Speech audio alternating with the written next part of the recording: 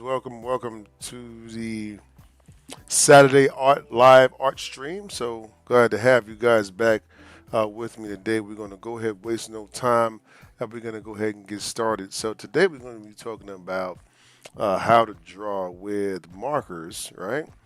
And how to draw with them without messing up, right? So, or what to do when you do mess up and you are drawing with a marker. So, I think it's a pretty cool topic, to talk about because obviously, uh, every caricature artist's dream is to be able to draw without having to use a pen or an eraser of any kind. So, I'm going to show you kind of how to do that today. All right, so let's go ahead and we're going to start with this face right here. And while we're going through it, we're going to kind of purposely make some mistakes just so we can fix them, right?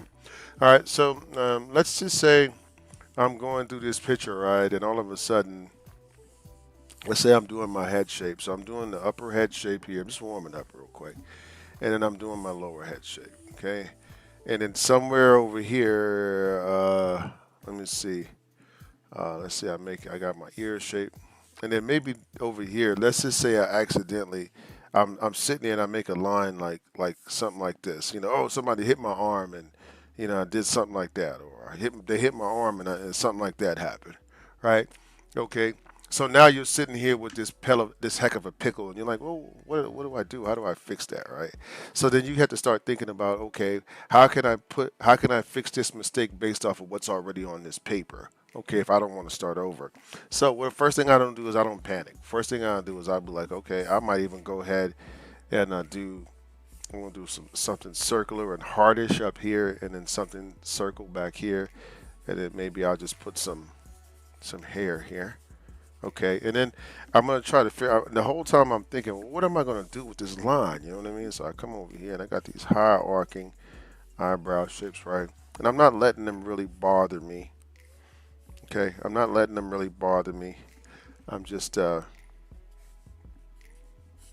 ahead and I'm just coloring them in, right? Yeah, right. And then we come back here to the nose shape, right? And then really, let me see. Then we come here. Okay, so it's like oh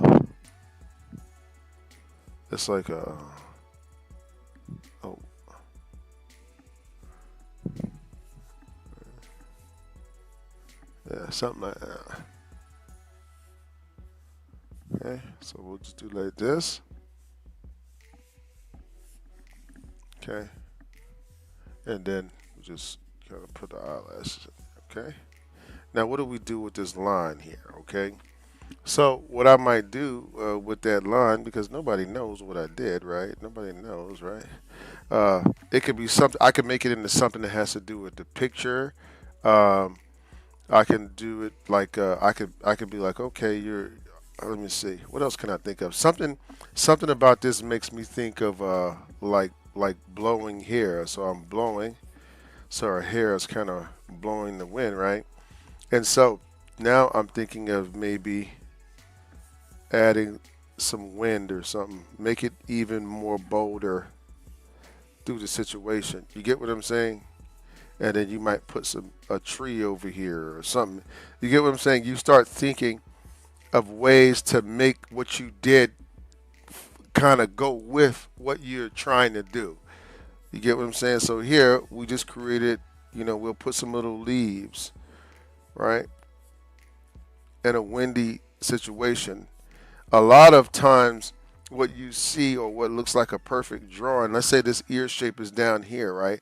What do we do? A lot of it's already, but what I can do here is I can start the ear up here, right?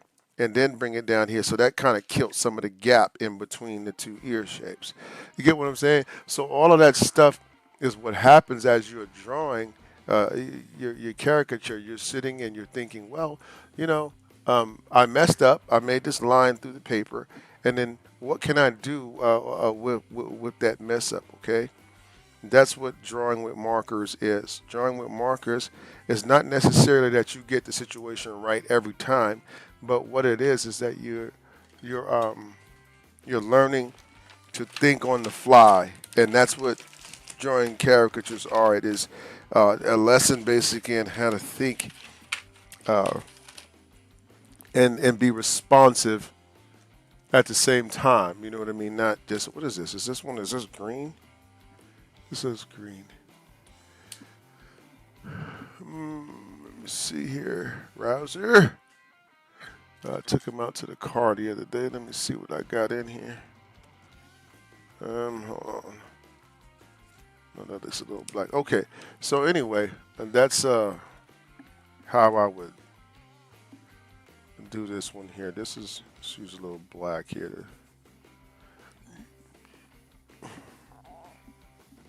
Right? So we're just using a crayon and whatever we have, okay? A lot of times when I get to work, sometimes I'll be done left stuff in the car, or I don't have a thing that I need or a marker that I need, so I just go with what I have in my bag. If I only got a crayon and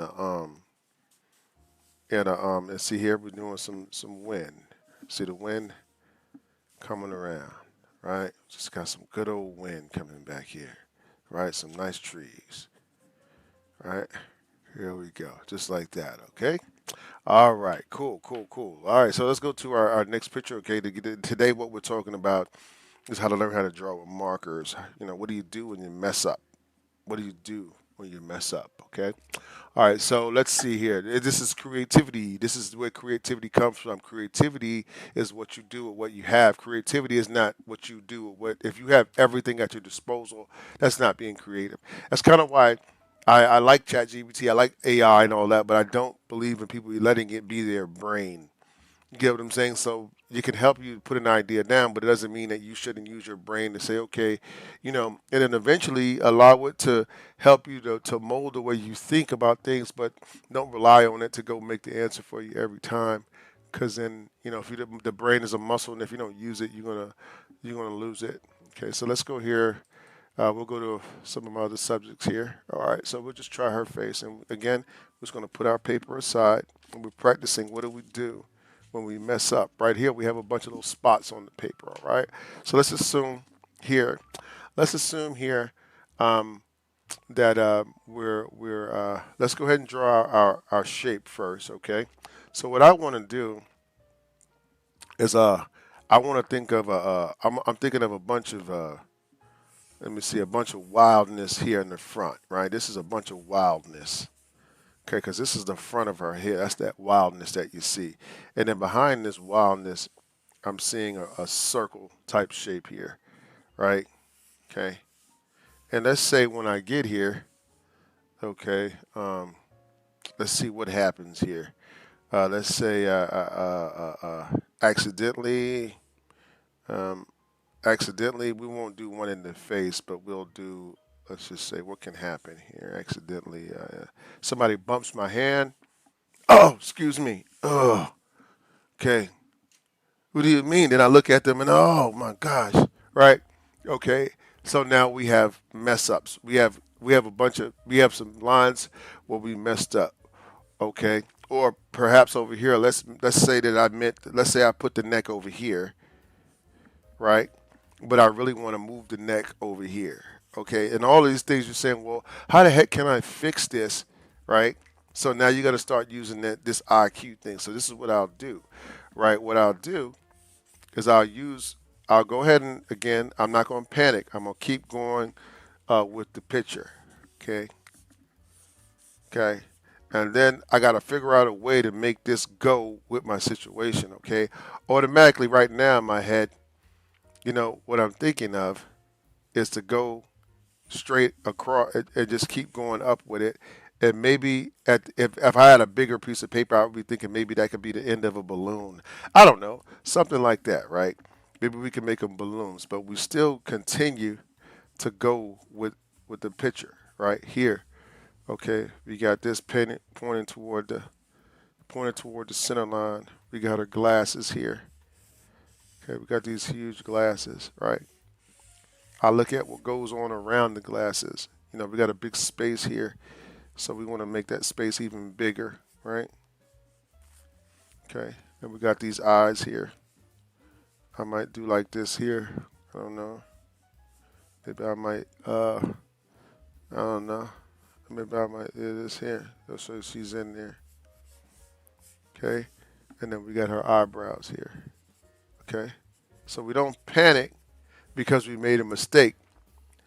We just kind of think of what we can turn our mistakes into. Sometimes I might not even try to hide the mistake. I might make it bolder. You know what I mean? Because they're not looking at that. And then once you start adding the shadows and the shades and all of that stuff, we can, let's say we want to move the next shape over here. So we'll move the next shape. When I get to this part of the drawing, usually like for instance, that's why I keep darker markers. So let's just say I go over here, right? Watch. So now, watch. I'm just going to color this in,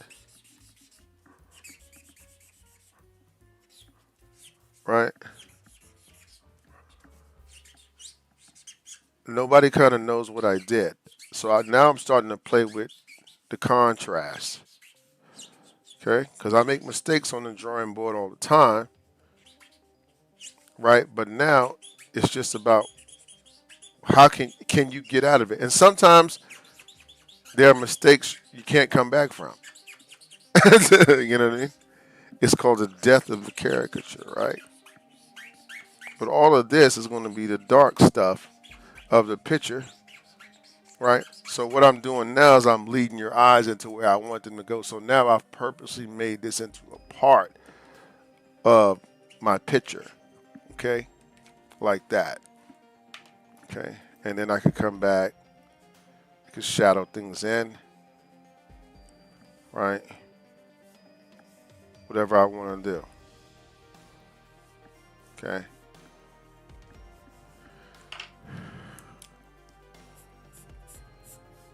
Whatever, okay? So when you make a mistake, don't panic, right? You just change it into something. Your brain, in other words, what we're doing was we're tapping into, and I don't really know what that's called, maybe in a scientific type setting, but your brain's ability to make sense out of things once it's given information. So we're kind of tapping into that. If I give you a random scribble, and I say, well, let's make something out of this. If I say, well, you know what, we have to make art out of this, right? Or you have to make a caricature out of this, right? Then you're thinking, okay, well, how the heck can I do that? So let me show you. We can go here and we'll say, okay, this is an excellent exercise. So let's go here. And we got this. So creativity means how can I put her face here? How can I start and where can I? So let's look at it. Let's say, what if I put her here? Oh, look. What if I put her here? Watch. Okay. Right here. All right.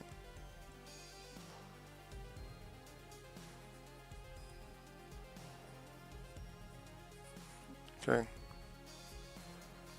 So I'm seeing her here, and I got her little hair here, right?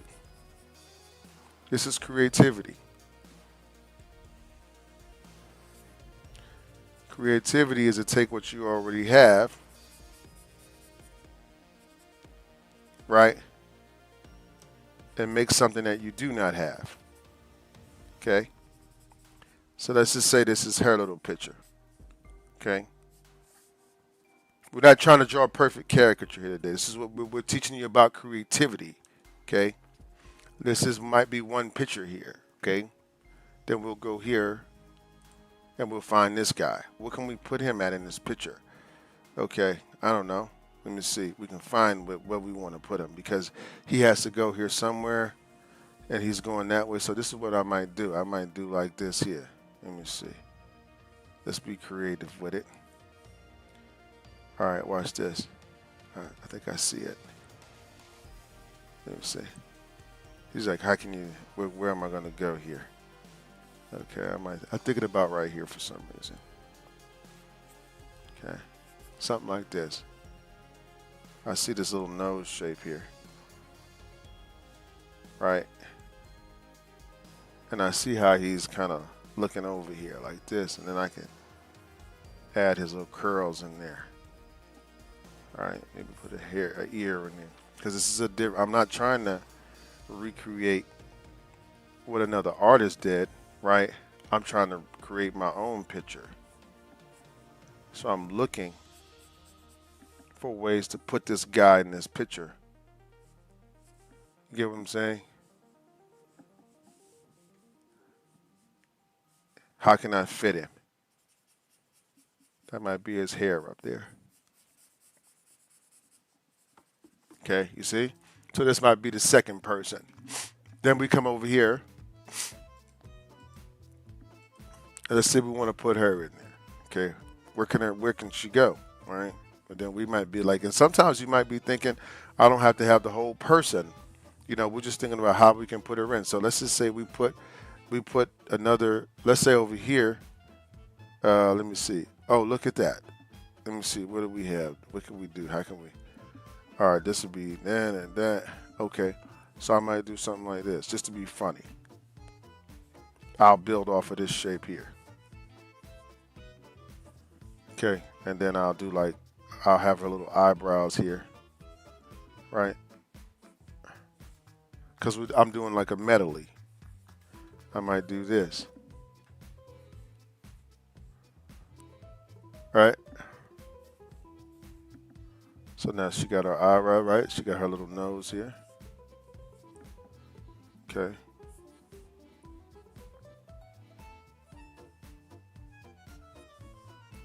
Okay.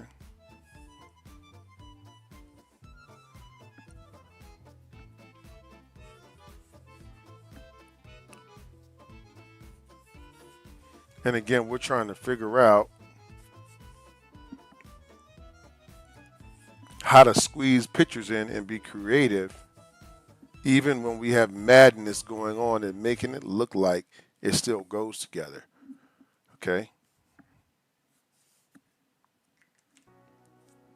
So again, none of these caricatures had anything to do with each other per se, but it doesn't mean that I can't connect these people together or make something out of this situation. It's all about perception when you mess up. You could be, what did I lost something or I gained a better situation. You know what I mean? So this is how we add and we're doing things to put and create pictures on the paper, okay?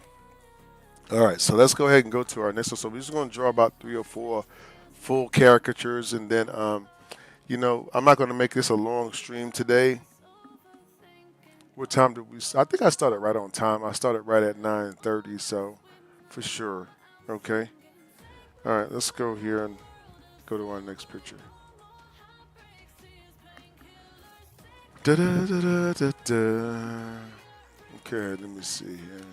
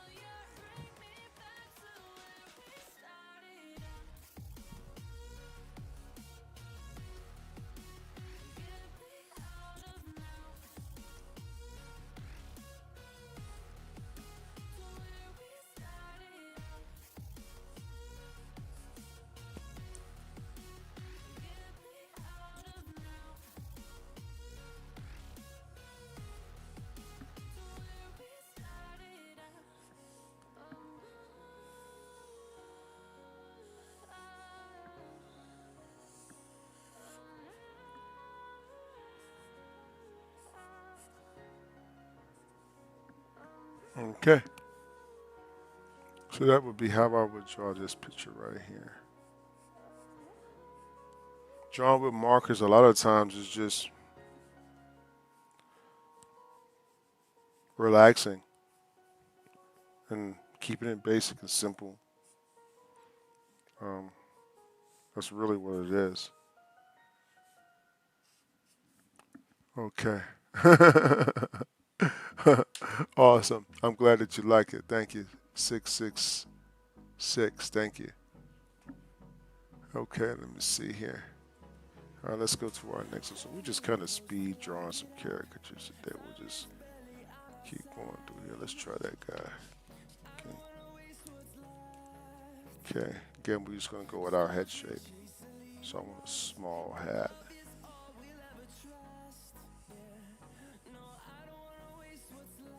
Okay. Yeah.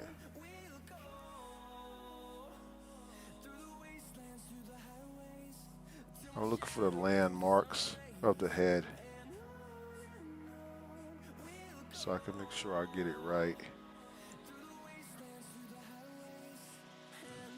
Gotta have those landmarks. So you're just not just drawing stuff.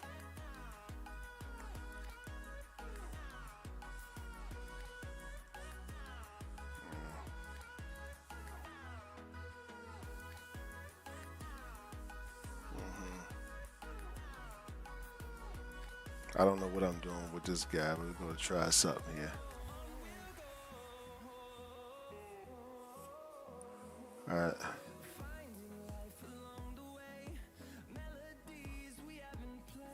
Okay. Using big lines. I like to use big shapes, right? Everything big. Gets big and open shapes is just less complication for me. You know, it's a lot of openness down here, so I'm not gonna close off his neck shape. Got an ear shape going on back here somewhere. Kind of lost in the sauce of it. I really feel like I need to add, but no, I don't. It's a cartoon. That's right. Okay, and then I can just put his little tie here. Right, you can see his little neck, his little shape right here, like that. Maybe I'll put a little bit of ear over here to kind of bounce out. I really wish I would have made that hat back out a little bit more. Can't really see his eyes in this one, but what I'm gonna do is this. I'm gonna make it so where it's like round like this. You can kind of see this here. And then he's just kind of looking over here. He's got his grandpa look going on. All right, there's something about what he looks like. His grandpa's. All right, got his grandpa going on. Okay. All right, then we got some eyebrows here. Okay. Ah, what a joy to create that caricature. There's a couple of things I wish down back here. I wish I could have made the hat longer. So that might be in a situation where I could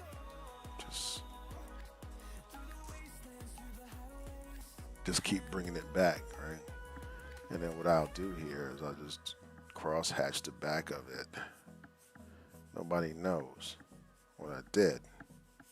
You get what I'm saying? You see how you can how I added like dimension to the head, but nobody knew that I added dimension to the head. So that's what you you know you learn how to do when you draw with markers. You see like I can't you don't want to go back, but you don't want to go forward. You get a little you might get a little scared, right? So there you go, right? A little cartoon of my guy right here. Real simple little guy, right? Okay. All right. Let me see here. Let's go to this guy right here. Let's go to the next guy. Okay. I know a lot of these guys we've drawn already, but it doesn't matter. Practice is practice, right? All right. So here, what I want to do is I want to draw this hat. So what I might think about doing here, a lot of times it helps me to draw my hat first. Right. So I'm not thinking of the hat kind of in relation. I'm not trying to make it fit at the end is what I'm saying. So I like to do the hat first on situations like this. So I'm on my back jawline here. So and then we have a lot of openness down here, and I want to put my landmarks. So if I have a landmark here, that means like something that I'm not like something like this is a landmark. I can kind of see that. You know what I mean? Landmarks might be glasses. So if I'm here, I might be thinking, okay, this is a pair of glasses, you know, for my character. So I'm thinking about all the big things that I could use. Oh, really? Oh, you do see? Awesome. Yeah.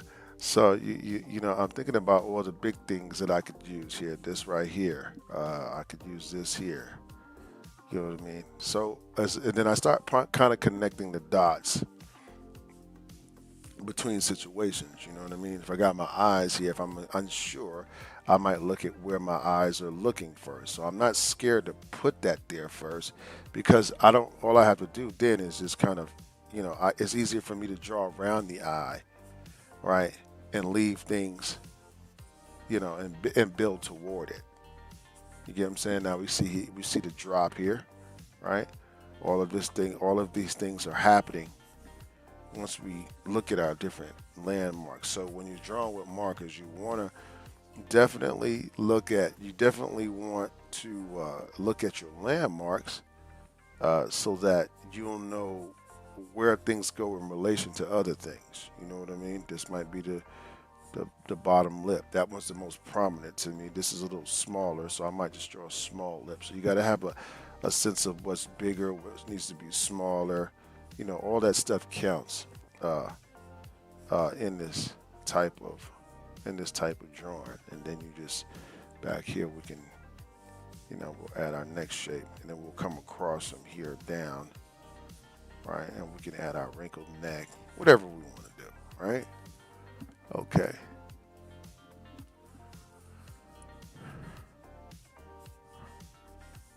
Okay.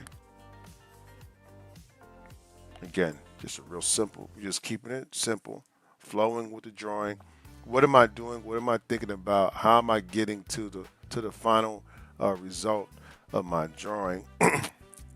As I'm playing a lot of connect the dots. So I want you to just watch as I go into it, and you can get a feel for the landmarks that I look for. Okay, so let's go ahead and go to the next one.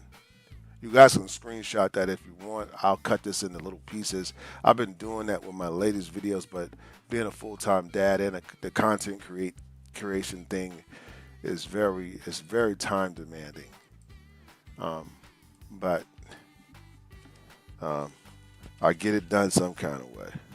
All right, so we're looking here at this next picture, right? And we're saying, all right, what are our landmarks that we see? What's something that we can use to give us landmarks? Well, of course, we can do this. We can say, okay, you know what? I got this right here. I see that's a landmark, right? And I see this little ear, and then I see two pieces of straight here, and I see two pieces of straight here. Okay. So what I've done, you see what I did with the picture. I've given it already. I kind of can see where I wanna be at. Okay. But if you still can't see, then what can you do? You can say, you know what? This side of the hat seems to be high. This part of the hat seems to be low. Okay. So now my hat is tilted. So now I just need to go from here to here. This is how you keep your lines, right? This is how you keep your lines coherent. Okay? My lines look like effortless because I'm using landmarks to go. I'm skipping from one concept to the next, and I'm thinking about the shape that I want in advance before I start moving that pen. Now, once I get to the buffer, let's say I still don't know where I want to go. Okay, I want to know. All right, or let's say I don't want to make my chin too long. I don't want to make the chin too long. So if that's something I'm concerned about, then I might come down here and I'm thinking, okay, a chin is a disruption between two shapes. So I'm going to put the disruption here so that it lines up with the center line of the hat. Now I'm safe to come around and make something round that kind of fits to that jawline, and then now I see this. So now I have my head shape in a little bit of lines. It's not a lot of sketching going on here. It's nothing sketchy, right? Nothing sketchy going on here. Okay? And now we go to our brow shape. So this is what we'll do. I might go here and go to my brows and say, what is it that I noticed about that brow shape? Well, you'll be surprised how things just kind of fit in once you start doing this. Okay, so now what we could do here? We could do a light line with a circle and a light line with a circle. Okay, see what I'm saying? Then we got the eye in there like that. Okay, you see? That's how she does this. This is her. We'll just go ahead and color that in. Right? Just like that. Okay, so that. Now we got some lashes. Boom, boom, boom, boom, boom, boom, boom, boom. Okay, look at those. Look at how those eyes, the lightness of those eyes. Okay, so what I did with this one, which I like that was with these Asian eyes. I just learned something actually. Was I must be seeing pretty clear today, but that was where you like really an easy solution for those eyes. I like the way that happened just now. So when you have a moment like that, just put it in your Gee Whiz book for later on. With this nose right here, her nose is pointed strongly toward the center line of the horizontal center line. So what I want to do is I want to make sure that when I draw this nose here, that it's pointed hardly toward. So everything needs to be pointed like an arrow toward the center line so that I can get that nose. So there's so I increase the angle to increase the effect of the nose shape, okay? So you can see it just looks like I drew an arrow pointed toward a center line. If the center line was here, the nose is pointed literally toward it. And then I think of my lips like that. The top lip is a directional arrow. You see how it's going toward that line? The bottom lip is an arrow, but it points down, okay? So, and it's not as sharp. You get what I'm saying? So that's how I would get these lips here. You get what I'm saying? So now I got two situations here. And you see how the picture is already done, right? There's not a lot of left for us to really say or have to interpret. Not a lot of wasted lines, anything like that. You just know, it just seems like it just naturally kind of happened, okay? So I could just, at the end here, I'll just do something like this, right? No big deal. I don't have my gray marker today, so I'm using what I have. Okay, so I just come here and I color real light all the way across. All right, and I might come back here and do it again. All right. Using those gradients. I might come back and do it again. All right. Yeah. So whatever you want to do, the world is your oyster, right? Okay.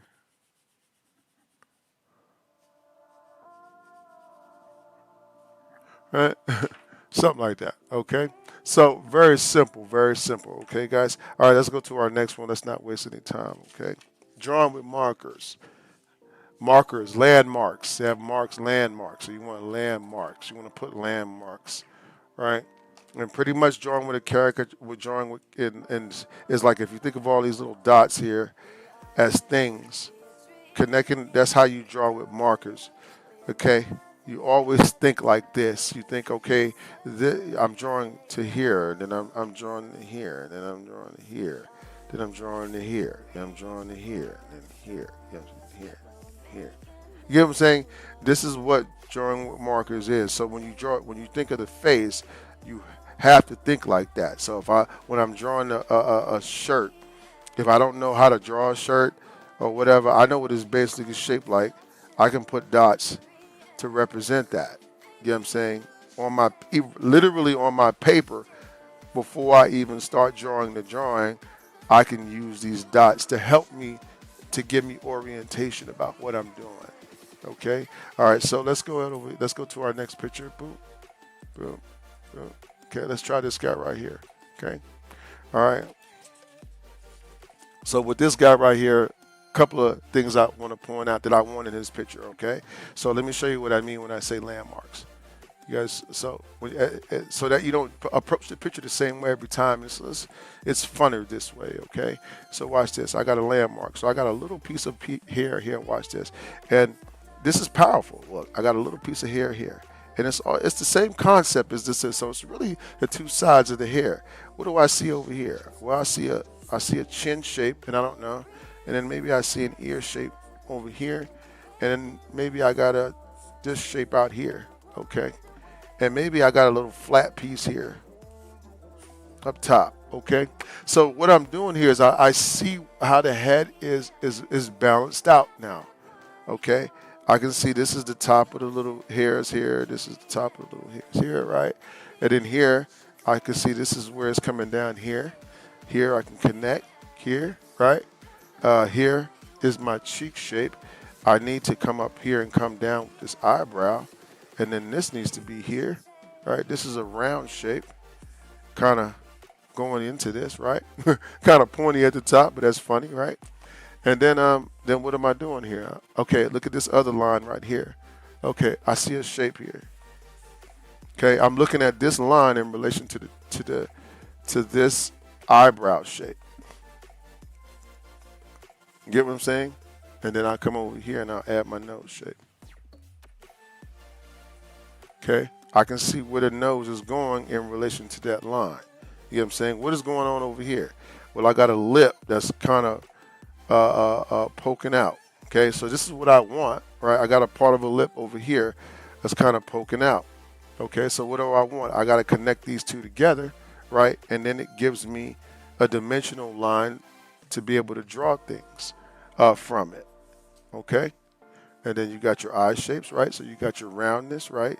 So we might do something like this coming down with round coming out. And then here, we might do this with round coming out. Okay, I should have put them a little bit closer, but that's okay, right? Because we're just drawing a cartoon. We don't have to be perfect. Okay? But this is the idea. The idea is to just go with the flow of what you're trying to, don't be afraid of the picture, okay? All right, this one, I think what I would have done here, I think easier too, I think should have been to go with a more of a globular situation here. I didn't get that in there. This is globular. This is this shape here. And 3. And then I can come here. And then here. And then here. Okay. I don't know. I should have did it that way in the first place. This one is little, right? And then this one is little here. This one worked out a little bit better for me. And come here. This one goes here. Right. You got wrinkles here. Come here. Right. Come here. Boom. And come here. Boom. Like that. Alright. This is going in there. Alright. You got that. And that, right? You come here. Boom. Right? You can come into it. Right? Go here. It's a weird way his eyebrows are. Never seen anything like that.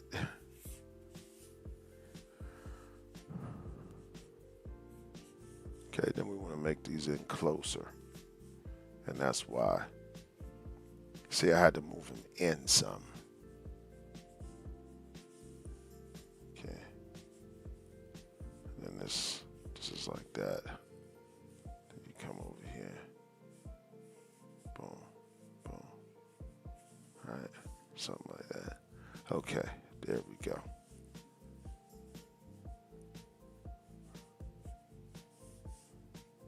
Okay, so that's that picture. There we go, like that. Hey, what's going on, Sudsy Window? How are you this morning? Welcome to the live stream. Today I'm just teaching how to draw with markers, like kind of the techniques that I use. You know, so I don't have to use erasers when I'm drawing that much. So that's what we're doing this morning. That's what we're doing. Okay. Hey, my son's watching cartoon.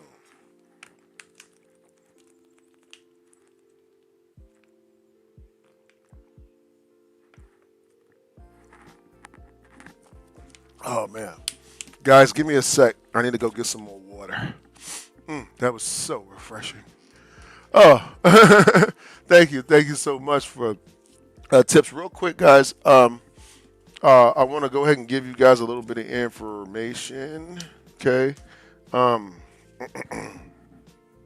put my hat on real quick. Hold on. If you guys are, hold on a second here. You're enjoying the stream, right? And you want to be a tipper, right? You want a tipper, right? You want a tipper. Tips are awesome, guys. Right? Hold on. Tips are awesome. So I'm gonna give you guys our Cash App here if you decide you want to tip. Awesome. This is super awesome. We can do it at Cash App, guys. We are trying to replace our tent. So our tent is got destroyed last week, and so we're raising money. It's going to cost us about $950 to be able to replace our tent. And so we decided to bring that to our fans and our community because this is what we do for a living. And so we figured, hey, we can ask if you guys would want to donate or put toward that. That'd be super awesome if you would help us out. So you can donate at Cash App, or of course, you have the ability to do so here on the stream by rewarding us with different icons and different things that you guys have there. So if you guys would do that, that would be super awesome. Again, thank you for being generous. So the next thing that we have here, let's go with our Patreon page, right? So we do have a Patreon where we do we have on behind the scenes videos. We have videos that deal specifically with some of the concepts and things that I'm telling you here today. In fact, we have our miniature caricature course tier that we just created. I'll be putting up, by the way, if you guys are already a member of that tier, I'll be putting up some new video content here at the beginning of the month. So you definitely want to check that out. And the great thing about that tier is it's very learning and caricature learning oriented focused. It's not at all like kind of like YouTube where it's a lot of videos you have to fish through because I know we've been doing this for years. So sometimes it can get frustrating to have to comb through all the videos to find what you're looking for. So we made everything more organized for you on Patreon. So go over and check that out. We'd love to have you as part of the family. Finally, guys, classes. We do classes. So we do the one-on-one classes. If you guys want to check that out, of course, right now we are doing a class bundle. So what that is that if you take 3 classes with us and you book those 3 classes all at once, they'll be 105 for the 3 classes versus $45 that we normally charge per class. So you're going to get a heck of a savings by doing it. So if you book this summer, you want to take a chance, take a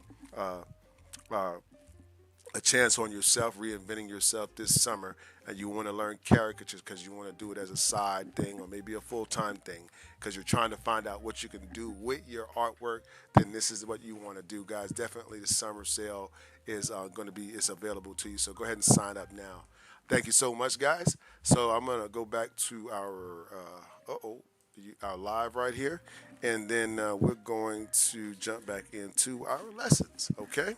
All right. So let's see here. Where's my marker at? All right. So we're gonna go into our next picture, and of course, again, guys, what we're doing is showing you how to draw with markers. Okay, and that it's really no need to be afraid of them. It's just learning how to really kind of play connect the dots with your drawings. Okay, so what is it that I'm noticing about this particular picture here? Again, we can go with landmarks. I can see what I do see here, and I just want to get that on the paper. Is I see these glasses, and so I want those in there, and I want this ear shape. So what I'm doing is I'm finding something to anchor my drawing to. Okay, so this is kind of where I would start. Now from here we could see the hair kind of folds back, right? And so was he has a forehead that kind of goes backwards, right? So at this point, what I'm thinking about is I'm drawing a oh, you know what I'm doing is I'm drawing let me think about that. Let me think what it is I am. How would I illustrate that? So should I just come over? Should I just make the line? So here, let me see one, and then I could just do like this here, but then come over the top of it like this here, and then come down and then back, and then you can see it's kind of short, so it stops right here behind the ear. So what I did was I just created literally the top of the picture without the eyes, right? So now from here, I'm saying, okay, well, what do I have? Let's look at these eyes. So I'm gonna move them closer together. I'm not gonna really think about that.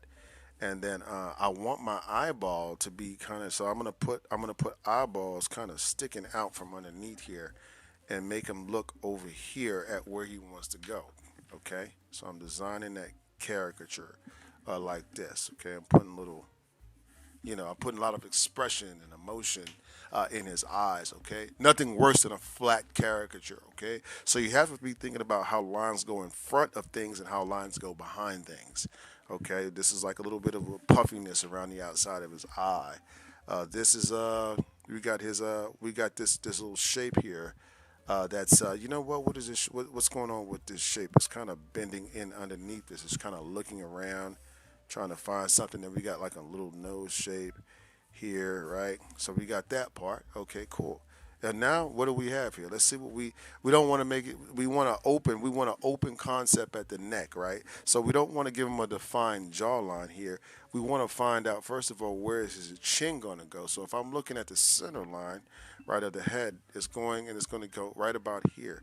So I want this chin to look like it's kind of protruding outwards. Okay, so there's a way that I need to draw that to make it look like it's protruding, right? And then I got this little his little mouth. So now what I did here, I did make a little bit of a of a of a faux pas here, right? But it doesn't matter because I made this super small. Oh no, I didn't.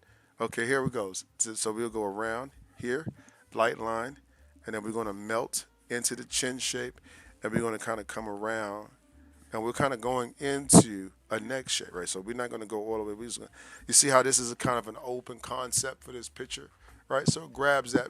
Hey, what's going on, DJ Nick Mad? How you been, man? It has been a long time, or a minute. Okay, and then we just start putting in our other features here. Okay, we can see this is going in. This is kind of a little shadow behind here, right? And pretty much is uh, everything is done, right? Okay, okay. And you put your shirt on there, okay, and then you got a picture of the old guy, right? He'll crack up laughing at it, right? Because it looks like him, right?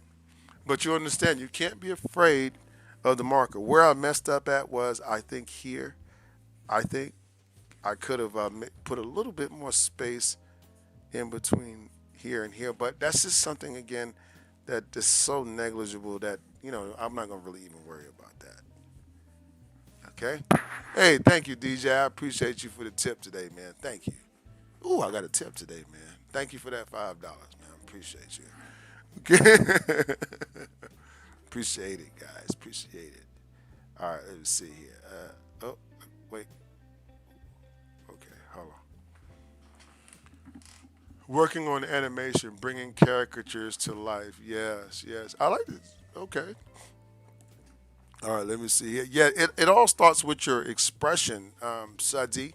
When you're drawing, you want to, let's look at this one right here. Look at this expression, right? Again. Okay, let's go for it. Let's look at it and see what we can see here. Okay. Babies and elders. Oh yeah, sometimes they get kind of challenging. Okay, here I tell you what, we'll stay. I'll tell you what, then we can stay on those. So we'll go with this guy right here. Okay, so you get an elderly guy. And so again, what you want to do is you want to think about, well, what is it that this guy? So you got to think about relationships that you definitely want. Like for instance, when I do old guys, you see here, I'm gonna squeeze his face in toward the center. I'm gonna create a light line with a circle coming out of it so that I can put his little eye inside of there. You know what I'm saying? This gives me a little bit more space. I can just come out here and then I can do something like this, right? So that would be like his little nose shape right there. So this is what I would want to get. This is the main lines. Okay, a lot of times we take off and we don't know what the main line is. If I see them so clear as day, but you have to learn, you have to get those main lines in here. Here, right, we're going to come around and we're going to see how the jaw kind of sags in this one. So in order for us to get a good picture of this, I think that we need to get that sag in this part right here. You know what I'm saying? And even I shouldn't have made this as hard as I did, but I should have went with an open concept first into the jawline, but I didn't, so that's okay. Okay, and we're just going straight. Okay. Oh, the mature clients are getting so well. That's what you have to do. You have to take things. Yes, that's definitely a concern. I understand that because that happens to me too, especially when I'm drawing older people. They already know they're old. You know what I'm saying? So I don't want to insult them and stuff like that. And that's a good way to think about it. That's a good way to think about it. Okay.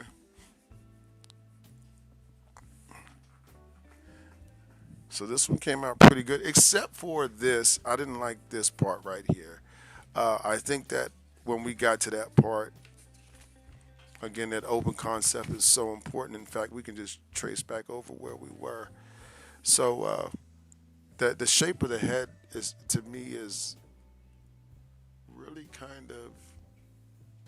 You know what? I'm trying to see if I'm overthinking that. Let me see. What is this shape here? Let me look.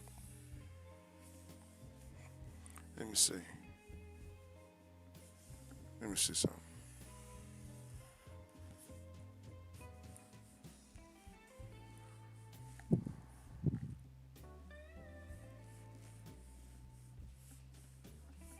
Yeah.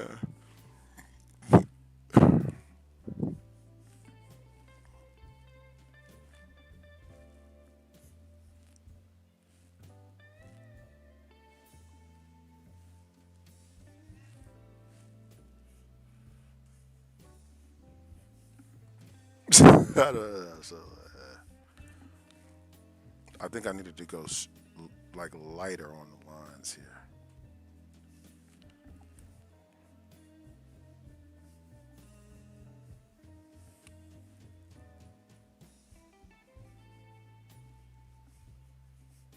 Yeah, like that. So it's not as much. I think I read the head shape on that wrong the first time. Yeah, that's what it was. You see that? Okay. Yes, gentle caricature is a thing, right? This is a. You see how I did this? Now this one was way, way, way less lines. Look at this, right? And look at that. This looks like him. This is not. And where I missed was in here and the head shape all together. This is just an incorrect caricature. This is an example of, oh no, you didn't, right? Guess not. Doesn't look like him to me. I mean, I can see some resemblance, but it doesn't look like him. This one looks like him, and I could tell normally when I'm messing up because there's way too many lines in the picture. You see how many? You see how many lines? How busy this looks? I went out of order. So again, the head shape here was critical for me. I needed to chop really. What I do is I look at, you see, if you look at the face, all right, on the side of the face right here, if you really look at it, okay, right here you can see the skin is one color, and then as it gets to this side over here, it becomes another color, right? So I kind of don't. That's not the front of the face. That's the side of the face. So I don't use that as part of the shape. I kind of. Oh, thank you, Michael. Michael, I appreciate you, Michael. Michael, thank you for your that $10 for toward our tent. Let me put that. Hold up. Let me put that over here. I gotta. Hold on. Let me.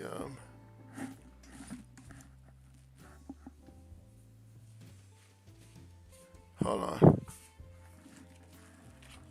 So now we're at another plus 10, and then a plus 5. So we're plus $15 toward our tent goal. Thank you so much, guys. Super awesome, man. Okay, thank you. All right, putting that down there. All right, let me see here. Let's do this. Okay. And how awesome. And you see what I'm trying to tell you? You see how this nose is built? I didn't do it perfectly, did I? Doesn't matter. It's the idea of it. The idea of the nose is, oh, excuse me. I didn't mean to do that. The idea of the nose is what we're talking about. Okay. The idea of the nose. Okay. All right, let's go to our next one. We're gonna stay with the seniors. Yes, seniors, and babies. Yeah. Now let's see if we can find a baby for you. This is a youngster. Okay.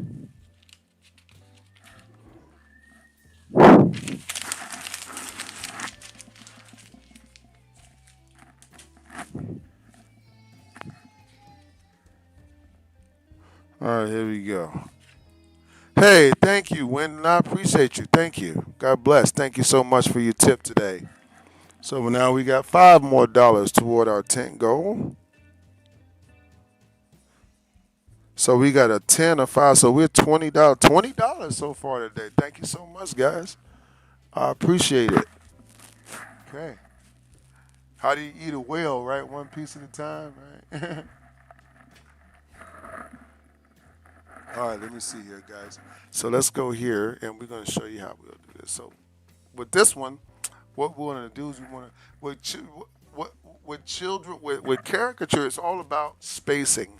So if you think about spacing, right? Children have they have big foreheads, little jaw lines.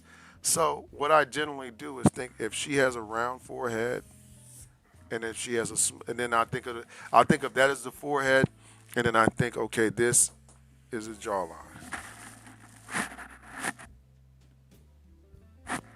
Excuse me one sec, guys. I'll be right back. Give me just a minute. Be right back.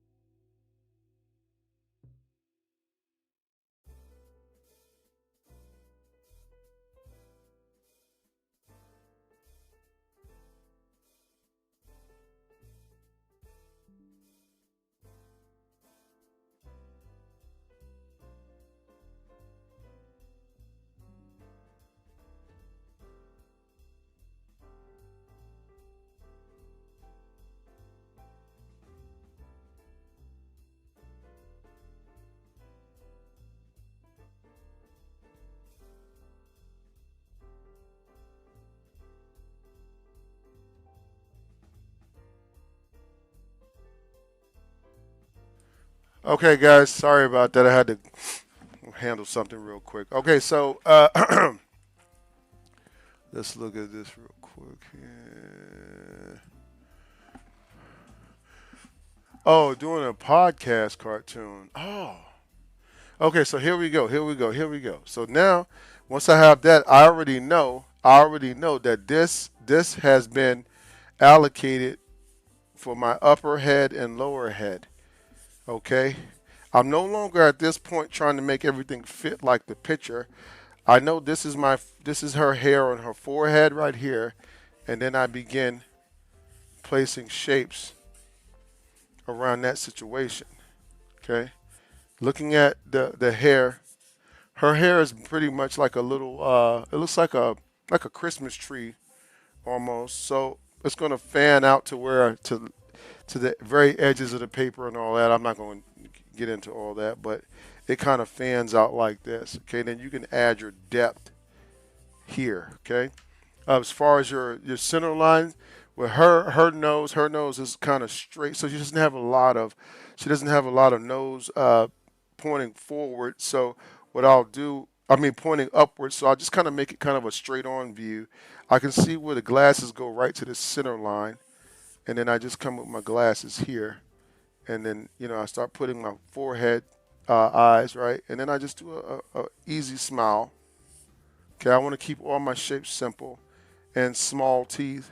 Want to make sure we have a small situation. So I draw with a lot of. I have a very Bob Ross style of of approaching caricatures, and I use very simplistic ideas or impressions to get things done. This might be my let's say here we're gonna do this. We're gonna put some big. I know she has a, but we're gonna put bigger eyes. So we're gonna do like some eyes like this. Boom, boom, right?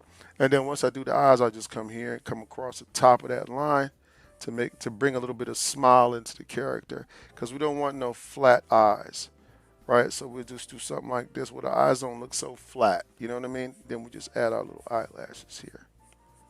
Okay, just like that. Then we come back with that top little piece. Okay, just like that. Okay, so you see those eyes look a little bit more alive right there. Okay, I just sent some photos of recent gigs to your Instagram. Okay, I want to check that out. I'm gonna check that out. DJ, appreciate it for sending those from Instagram. Okay, so this would be in a soft situation for our shoulders, straight up and down, right? And this is her little picture, right? We can make this line darker if we want now. Okay, you see? So with kids, what you want to do is you want to keep your center lines kind of lower to the bottom of the page. Mm. I always kind of do that. This is more of a senior one, but we can try her. I'm, uh, let me see. Where would I start for this picture here? Okay. Well, I could use I tell you what I could use. I see this for some reason. I see this. I see this. And this. And this. I don't know. There's something about this. This is what I see. Okay. And then she has like I don't know. You know what I see? I see something like this. I see this situation here. I see a light line giving me direction, but then I see a line coming from underneath it. Like here. And it's kind of hanging in there. It's kind of what I see right there. Get it? And I see this. Something like that.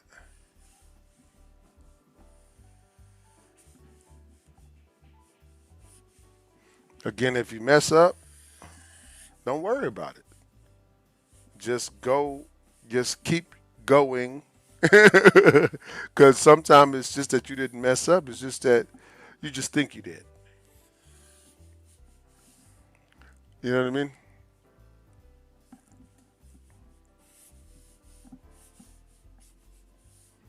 I think her head. The only thing I don't like about drawing it like this is the heads get too big too fast. Like, let me see. Let me see. Let's try it again. All right. Why did I do it that way? Let's do it like this. Let's just try it another way. Ah, yep. Mm-hmm. Mm-hmm. Hmm. Mm-hmm.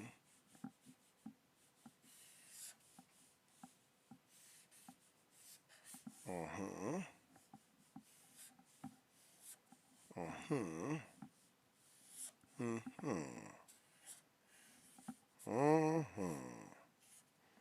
Yeah, see, that came out a lot better. Let's see here. Okay, and let me see here.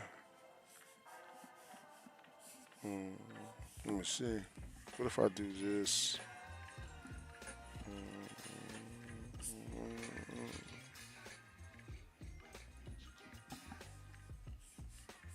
Mm-hmm.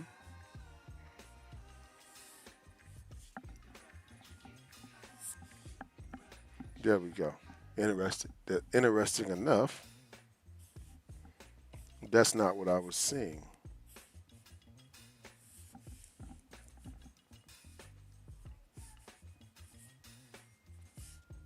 Yeah, that looks better. There we go. Okay, so this is acceptable. You may now enter browser world because I don't know what was that I was drawing earlier. Yeah.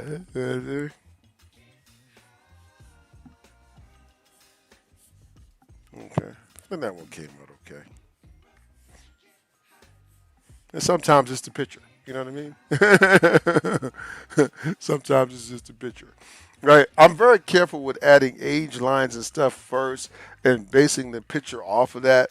I like to just use the. I like to start. One thing that you can do to keep your picture from growing with too many lines is to keep it with the basic features first. So, like for instance, if we draw this guy, right, we might think if at all possible, let's just go ahead and draw the forehead, the shape of the forehead first. So we'll just kind of do it like that, and then we'll just go to here. Then we'll come around and we'll add our shape, right? Okay, and then we'll add our ears here. Okay, and then we add this. Let me see. What kind of? You know what? You know what?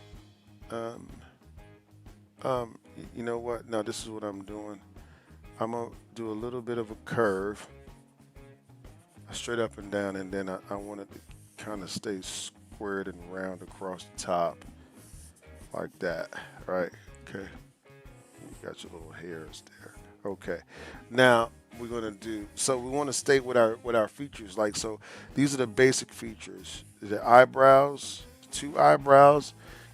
The eyes is what I want to start with. I want a nose shape right here, and then I want the simple idea of the mouth shape. Okay, this is what I want on the paper first, right? And then, you connect them through the energies of the eye. So let's say, for instance, I want to do this. I want to make him smile. So I might go to the top here and do this here, right? There I go. I already did it, right? Then I go here and I can add dimension to basic, what already is a basic shape. Here, here, right? Got your teeth, right? One behind the other, right? So this one might be the front teeth. This one might be the back one, right? You got some. Harley has a front top lip, and then we have that, right? Okay. Then we add expression lines as needed, right? So there's not too many of them in the picture. Okay.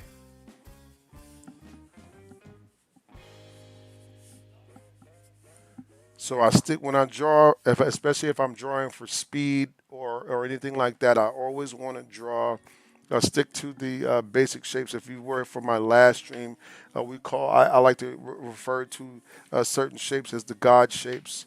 Okay, God shapes are like the general. These are the landmark shapes. One, two, three, four, five, six. Okay, so you have six shapes in your face you need to be looking for, and you need to place them properly because most of the time, I can use the same kind of eyes but if I space them differently, the situation comes out different. So let's say I'm right. Let's go to. Let me see here. Like we got this baby right here. Okay, if I'm looking at her the landmarks of her face as is back out, okay? If we're looking at that, we're saying, okay, first we want to go one, and this is like might be where the hair is, right? Okay.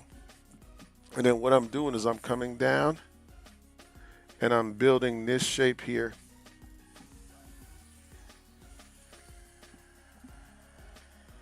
Okay. It doesn't matter what my eyes think and what my hands think and all that kind of stuff, right? I can add to this shape to make this baby. I already know because I can see this. I can see the shape, right? I can see the shape, right? As I'm drawing it. Okay. I see where it's coming out at. Now I have an overall shape. So what I want is to look for the landmarks. So the landmarks here are the binky, right? The nose pointed toward the center line. Okay. The two eyes that are pointed toward that. So what I want, what's going on here is this. There's a shape going here, and then there's a little circle over the top of it, and then it's this. So this is what is going on with this eye. Her cheeks are so big that it's covering up the circle of her eye. Get what I'm saying? That's how you would do it. Now you see how simple this drawing is. It's not a lot of of movement of the pencil. It's a simple idea, a simple shape. One, two, three, four, five. So this one here. Oh wow, chubby cheek eyes. I got to get those.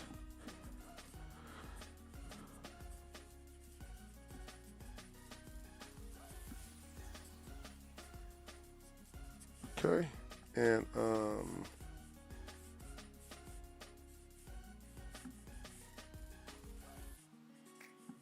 okay, I like that.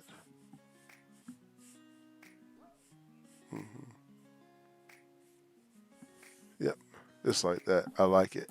Okay, all right. Now let me see here. I want to check out.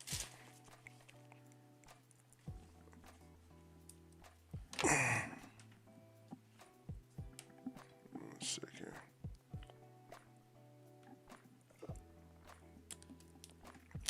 Okay, let me see.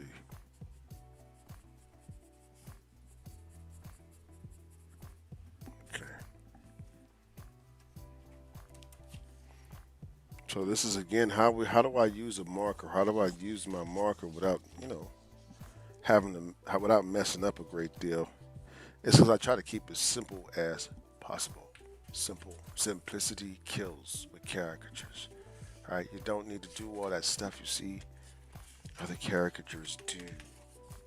Just because they do it that way don't mean you gotta do it that way. A lot of times, most of the time, it's been my experience in life that a lot of people overcomplicate things, and we don't.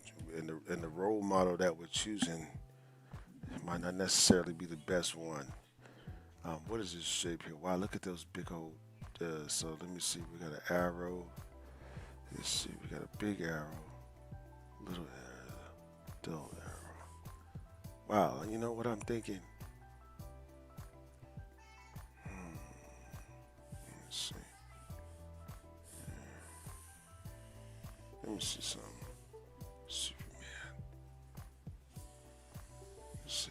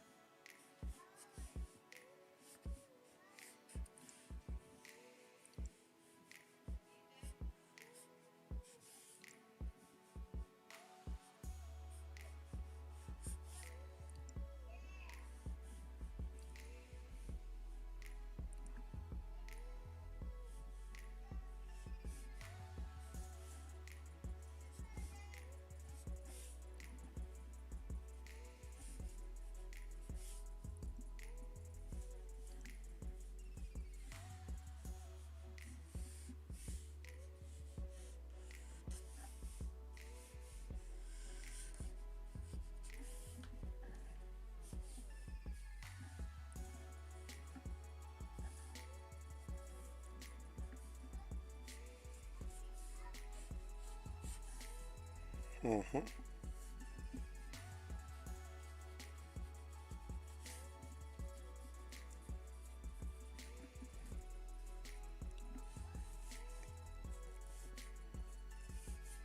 Okay, guys, watch and learn. Just watch and learn. Watch and learn. Okay. If you see a feature in here and you're unsure like how I got to that point, and you want to ask about that, don't hesitate, guys. I'll try to explain my step to you. Um, a lot of the times it's just relying. The more I do this, the more I rely on intuition and instinct. I don't I don't like to do a lot of thinking when I draw these pictures.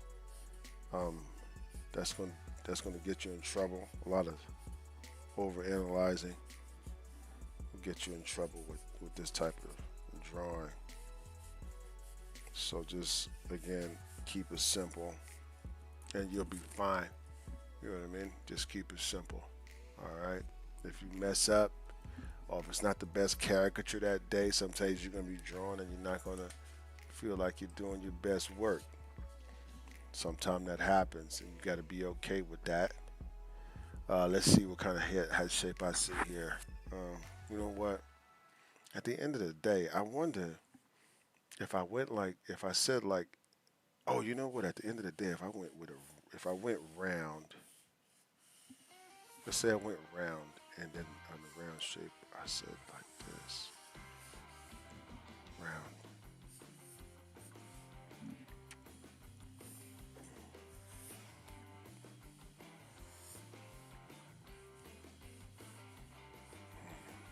Let me see.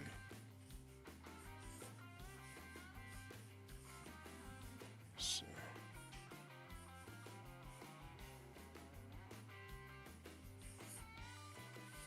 Mhm.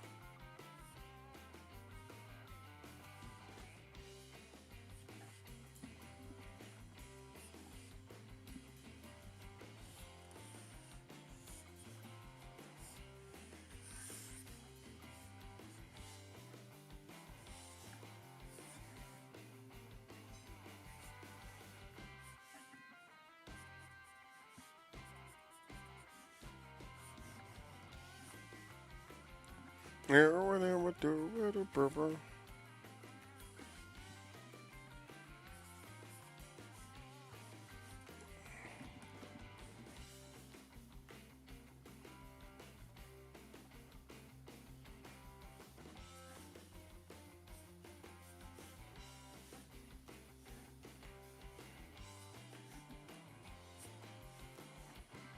I don't know, something like that.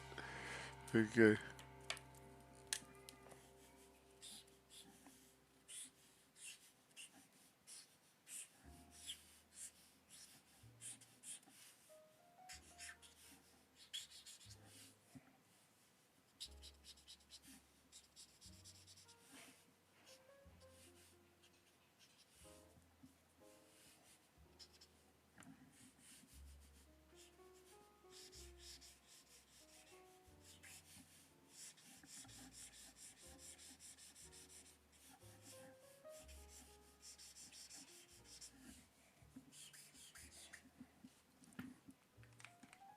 Mm, mm, mm, mm, mm, mm,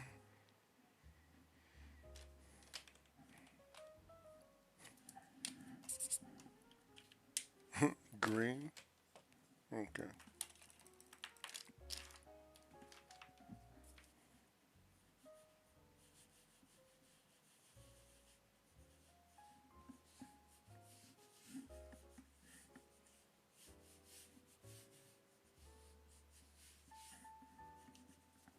Okay. Pretty cool with that one. I was looking at the roundness versus the heart idea here. I thought maybe I could have moved those two because sometimes I have a problem with that. Like I got to think about like when I'm drawing my smiles, that when I'm drawing those lips, right? I need to move. I need to think about that energy here so that it's kind of pushing up toward the thing, and then it comes here, and then this circle shape kind of comes from here and circles back around to the almost to where it would. It's like boom, boom, and it circles back around here, and then this comes out, and then you got your ear shape here. Oh, okay, I get it. So you see how that made it look more dynamic right there, the smile itself, right? And then you can have this shape pointed toward the center line, giving her a thicker nose shape, and then when I put the eye glasses in there, oh yeah, that's a better, yeah. Now that looks better, like that. You see how that looks better right there? I didn't get that in there that time. Yeah. Okay. All right, real quick, guys, give you guys a little bit of information. If you guys are enjoying the stream, don't forget tips are awesome. You can tip through Cash App, credit card. Uh, you could use little super stickers, whatever you have here. So if you're enjoying the stream today, guys, thank you so much. I appreciate it. We are also doing our Patreon page, so I want to give you guys information about that. And that's if you want to help to support our art school ministry slash. This is what we do at Rouser World. So after every stream, we'll share a word of the day. This is my build my own pulpit kind of a thing. So this is the pulpit, and so I get to connect with people and share the word of God, but I also get to share art as our commonality, so we can relate to one another, and then we can also learn how to encourage one another and to be better human beings. And then we also have our classes. Classes. You can take a class at rouserworld.com/classes. Don't forget, guys, that we are doing our class bundle right now. So if you guys want to take advantage of that, you can book 3 classes online for the 105. That means you get 3 40-minute classes with me. Ask all the questions you want.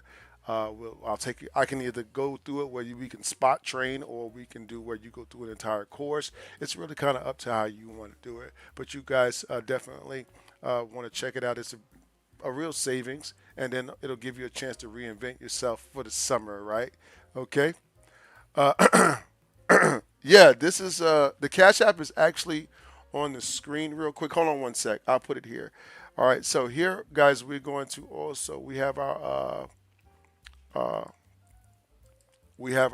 tent fund that we're raising money for. So we lost our tent in an event 2 weeks ago. We had a wind catastrophe out and on the coastal bend. We were out there in Rockport, and our tent, the high winds from the ocean and all that just kind of blew the tent and broke it. So we're getting a new one with all the Rouser World stuff on it, and it's going to run us about $950. That's our goal. So we thought we would bring it to you guys as our fans and people that are following us. This is we're not like somebody pays us. We have to get money from our fans to to do stuff. So I asked. So yes, for sure. So check it out. And our Cash App is right there, guys, if you want to give toward that. So we super appreciate you guys. Today we actually got about we had about 20, 10, 20. So today we increased by $30 so far. So I'm really grateful for that, because we could have increased by no bucks. So we're slowly but surely getting there, guys. But thank you so much for helping us with that.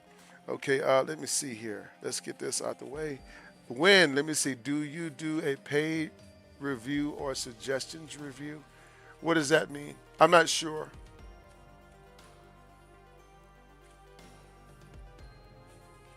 Yeah, I'm not sure about your question. I'm not understanding. If you could elaborate a little bit more about the paid review or suggestions review.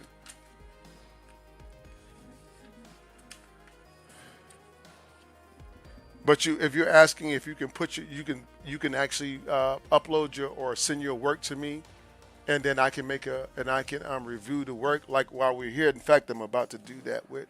I think DJ just sent me some pictures, so I'm gonna look them over real quick, and then we're gonna See what he's talking about here. Hold on, let me see here.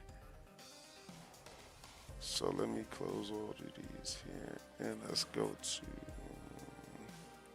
What did you? Oh, you sent it on. How did you send that? Oh, that was Facebook, right? I remember Facebook. Okay, give me a second.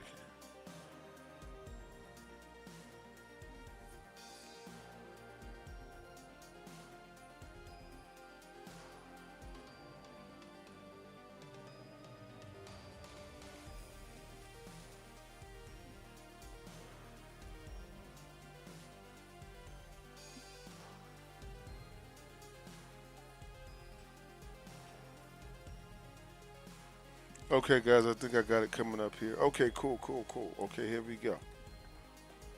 All right, so let's take a look at that. So these are going to be from DJ. Thank you, DJ. Oh, yes, yes, yes, for sure, Gwen. All you have to do is send the work in. I'd appreciate that. I mean, if you thank you. Okay, so let's see here. Okay, so these are going to be submissions by DJ. That's a really good one right there. I like it. So that's his face right there. Yeah. Yeah, like him. Do you mind if we do like hold on a second. I don't know if we can hold on, let me see here. Oh, thank you, PNW. I appreciate you, man. Thank you. Whoop. But first I gotta wow, man, thank you so much, guys. So wait a minute, guys, we got $9. I gotta put it here. So we got $9 more here on our goal to our 10. $9 with $10. Just to say $10. Thank you so much for the $10 tip. So that's what 10, 20, 30. So we got $40 today. Okay. So that's where we're at. We're getting up there, guys. We're getting up there. Okay. We're getting up there. Thank you so much, guys. I appreciate you. All right, let's look at what we got here. Let's look at what we got here. I want to look at this picture. Do you mind if I use this, DJ, just to kind of rehash? We can tell you what. I wish I could. Wait a minute. Instagram. I might be able to just do this. Hold on. Let me see if I can. Do I have? I don't know if I have my Instagram on here. Let me see. Let me see. INS.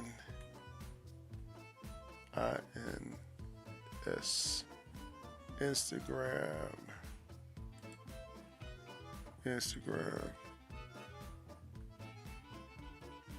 I do have Instagram on here. Notifications. Messages. I'm trying to see how I can get to the messages. Maybe I can pull it up on my computer. Hold on, guys. Give me a sec here. Notifications, messages. Here it is. Benjamin. There we go. Oh, okay. Cool. I think that's gonna be. Is that too small right there? Can you guys even actually see that? Is it too small? Yeah, let me see.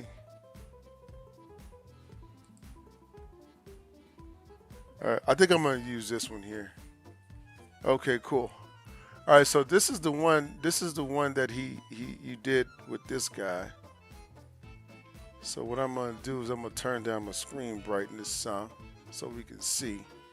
And then what I'm gonna do is move. I'm gonna try to get him in here. Let me move my camera up some.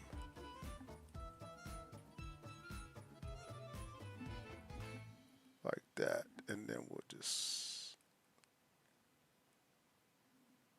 try to get him in there. Okay, then we'll just come up about right here. I think we got enough room to be able for everybody to be able to see. Okay, cool. I think that works. Okay, so this is your picture of him, right? And so let me just use them as models, not necessarily. Oh, I'm gonna do him better than you. More like we're just toying around with it, right? Okay, let's see here. What would I have done here? You know what I see with him?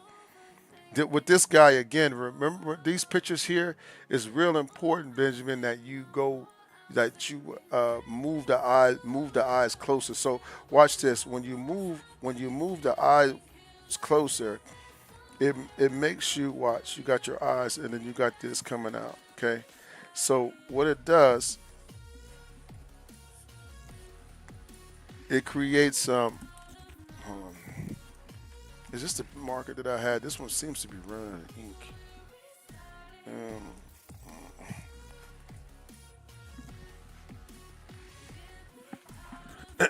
hold on, guys. I think it's this one here. Let's see. Okay, yeah. Okay. It just really intensifies the effect of the nose. And then what I would do here with this bottom lip, right? That's what I would want to stand up. You'd have to make this intentionally small. You get what I'm saying? Intentionally small. Okay. Now the head is shaped like almost like if I think about if you think about this shape here, this is kind of, or actually more like you could do that shape or more like this shape, which I think this shape here is going to be a little bit better. Okay. So what I'll do here is now I'm gonna kind of go like this because I want this to be in, but I want this to be out. You know what I mean?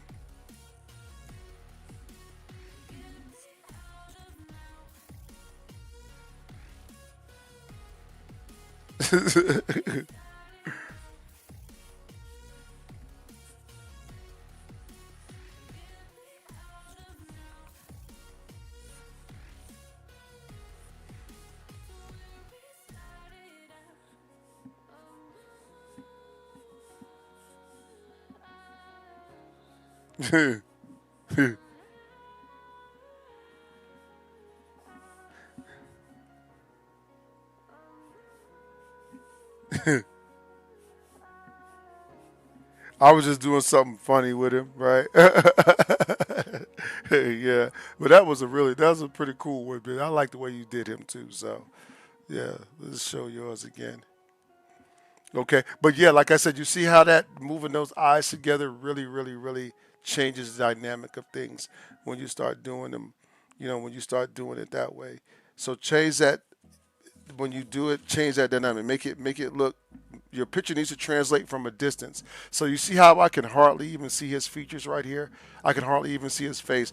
You can then you start thinking, okay, like this. Boom, boom, watch, and then you start thinking. You start thinking straight in. You got this. You got the shapes, all kind of going in here. And again, once you get here, this is going to be exact. Once you do that, this comes and gets exacerbated. Get what I'm saying? So it makes everything look better. Then you do like this. You see out, and then you come here, and you can see that this is really just this shape here, right? That's all it is. But what happened is that he has hair here, right, and then hair on the outside, and then he has hair over the top of that. You get what I'm saying?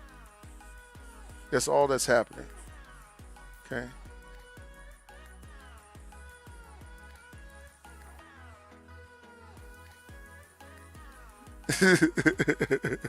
I don't know. Okay. All right. So let's see. Let's look at this some other ones. Oh man, that's a funny one. That was really good. That was really good. I'm just gonna try it again anyway. So why not?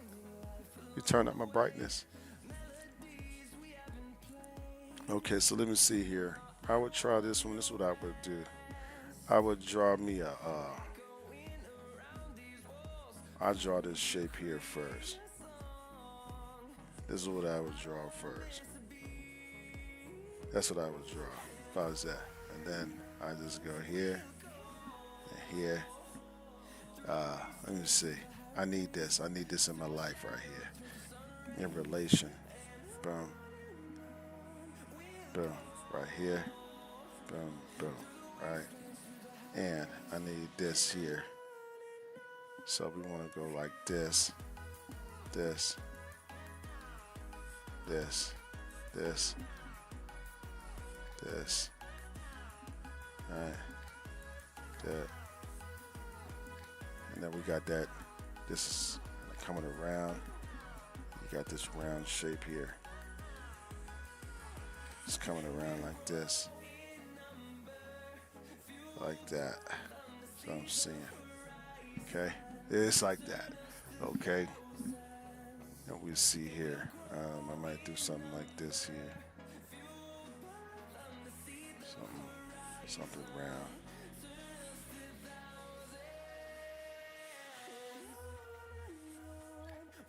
Okay.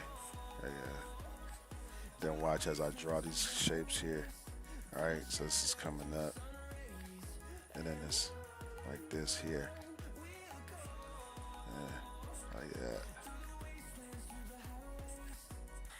Okay, so a lot of the times when you draw, you got to look for the continuity in the face, and I'm going to show you what I mean by continuity. Like, especially around the cheek areas, well, it's almost like if you think about it, if I think about the cheeks as a circle, right? Think about this, the two cheeks. Okay. If I think about them as cheeks, is energy, like, and how does energy come off a circle? Well, it goes off like this, like a signal, like a wave, right? Okay, like an air signal, right? So if these are the cheeks, right?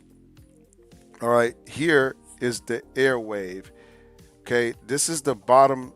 This is where the mouth is pointing to. This is the mouth pointing into this shape over here. Okay, it's pointing.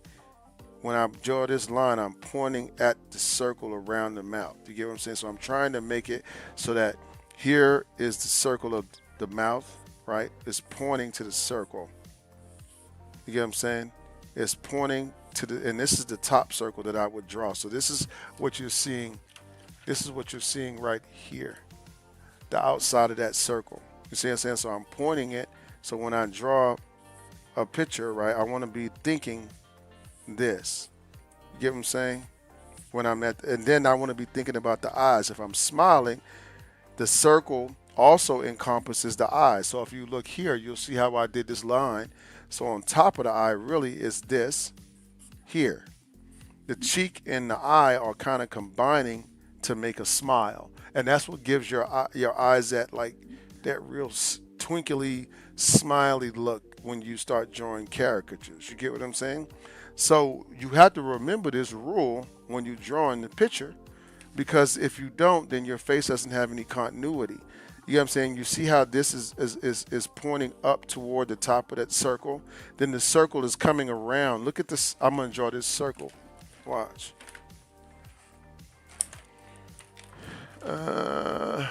Here.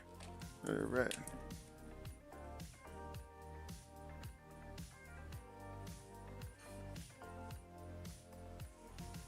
Okay. Look at where my lines are always pointing to. And look at how this feeds off of the circle here. You get what I'm saying? So I'm thinking about that the whole time while we're drawing the pictures, okay? But that was a pretty cool one. Let's go to another one here. What else you got here, DJ? Oh yeah, that one's real tight. That's tight.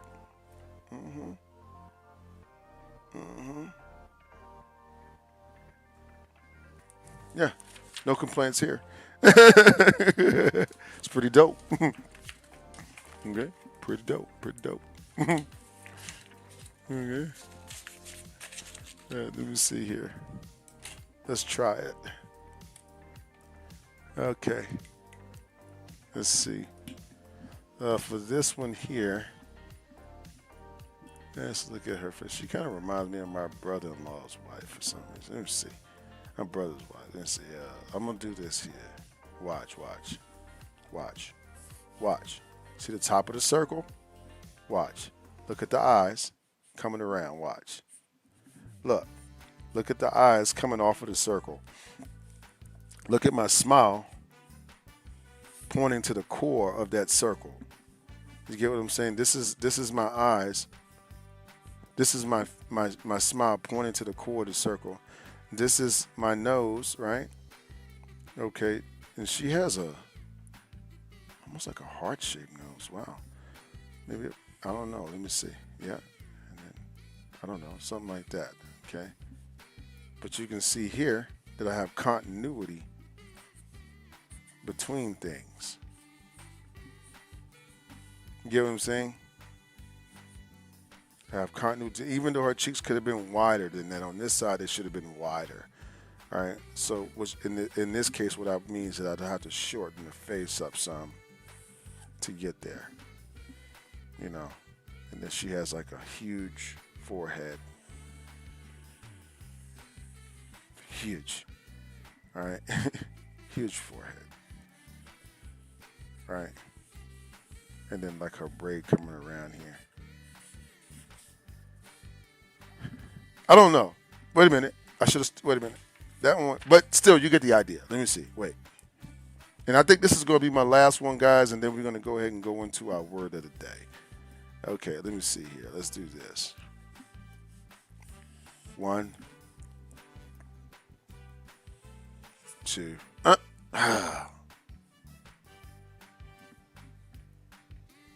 3, 4,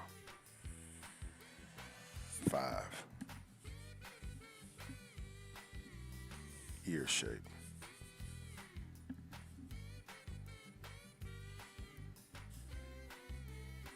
1, 2, and it's going around like this. And then you have this.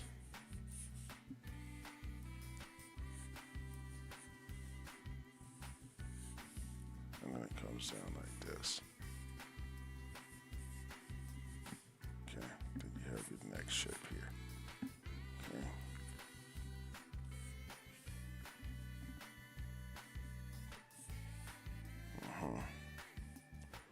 Yeah.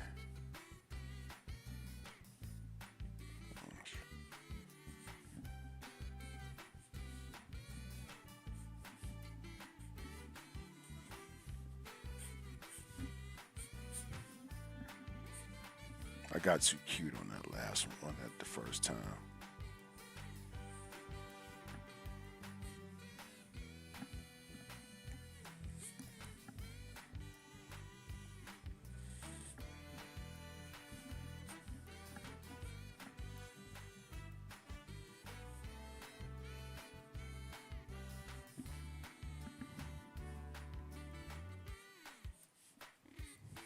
Mm-hmm. Okay. Okay, guys. So that's our last drawing of the stream.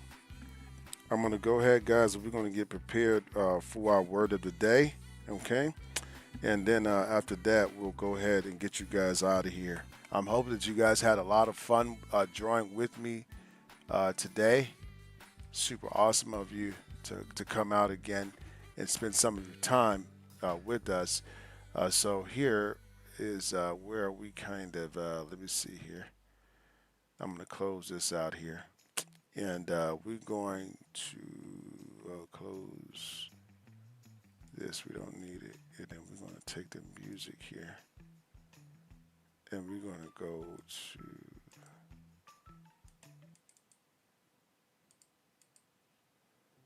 all right, so we're going to go to our word of the day here. Okay. You guys will just give me a moment. We will get started.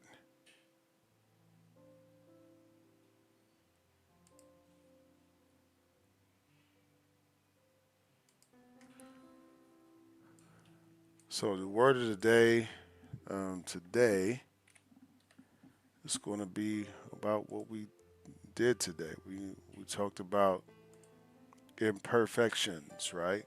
Growing, learning how to draw with a marker, not being afraid to make mistakes, all of that good stuff, right? Okay, and so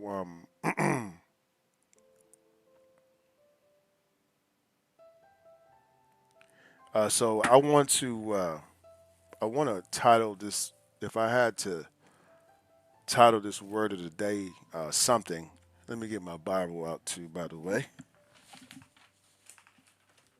so we can have our Bibles ready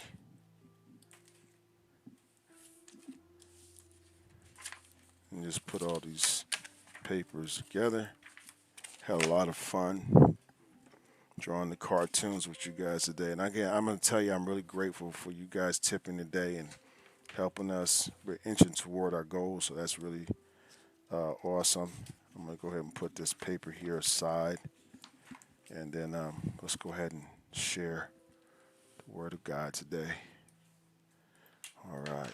So let's just pray before we start. Just farther, we just thank you, God. We thank you for waking us up this morning. We thank you for health. Thank you for strength. Thank you for provisions. I thank you for my family. I thank you for my children. I thank you for my wife. Super, man. I don't feel worthy. I don't feel worthy sometimes of the grace and mercy you've shown me. I've not always had the best behavior, but I've always been faithful. So just thank you in Jesus' name. Amen. All right. So today, guys, we want to go into our word of the day. And the word of the day today is the beauty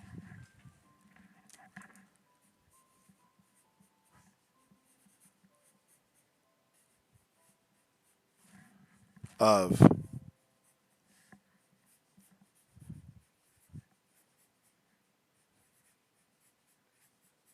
imperfect growth. You're like, well, what does that mean? Um, the other day I was riding home from work, and I was thinking about my relationship with God, my eternity, those type of things. When you get up in age, you start thinking about these questions. I'm well into I'm in my mid 50s now, and it's I want to make this count. I know I'm in the third quarter, fourth quarter, third quarter, somewhere around there, and I want to make the most out of this life. A couple of things I've learned is that I don't need as much as I think I need. I thought life has definitely taught me that. I'm definitely very minimal when it comes to my thinking as far as everything. I don't really need a whole lot of stuff. Um, I just really need my family, and I just really need to be serving others and looking for opportunities to help because those things are so fulfilling. But one of the things that I was kicking around in my head was these things that I sometimes want to revisit, thoughts that I have. Hey man, or getting down on myself, thinking you're supposed to know better than that. Why did you do this, or why did you think that, or why did you go back to this, or why did you go back to that? And then in the Bible, it took me back to a man named David in the Bible that God said was after his own heart. And as I read the story of David and all the things that he had done um, that were not good things, but God still said this man was a man after his own heart and blessed him because his heart always remained in this a state of humbleness and a state of I'm just human, accepting his humanity, that he is going to make mistakes, and that's why he needs God. That's why Christ died. But we're not supposed to allow that to, number one, be an excuse to let us stay where we're at. But it's also not, number two is that, and what we are talking about today is not to let those things get us down to think that we're less of a person, that we're less of a Christian, that we're less, that we mean less to God because all have fallen short. right? So let's go ahead and hey, how are you doing today, Mila? All right, so sometimes we mess up here. Sometimes we think something that we shouldn't. Sometimes we fall back into old habits or situations we already know are wrong. And if we're not careful, we spend more time almost beating ourselves up than actually like growing from the situation. Asking, a lot of times we're supposed to be growing, but we're so focused on crucifying our own self that we miss the whole point of the situation that just unfolded in front of us. So if we're not careful, we just like again beat ourselves up a lot. When I think about this, I think of again David. The Bible says David was a man after God's own heart, yet David still made mistakes, serious mistakes in his life. But what separated David wasn't his imperfection from or his imperfection. What separated David wasn't his imperfection. Like what separated him from everybody else that made him God's favorite, that made him have favor with God. It was his attitude and his heart toward God. It was that always know. Like how can I put it? Let me put it this way. I look at my kids, right, and my kids kind of see me as they see me as someone that has authority over them, and then as my kids when they do things, that the first thing that they might hide something from me, and say don't tell dad, or they might get in trouble with mom, and mom will say I'm gonna tell dad when he gets home, and they're like no please don't tell dad, right? I don't want to get in trouble with dad, right?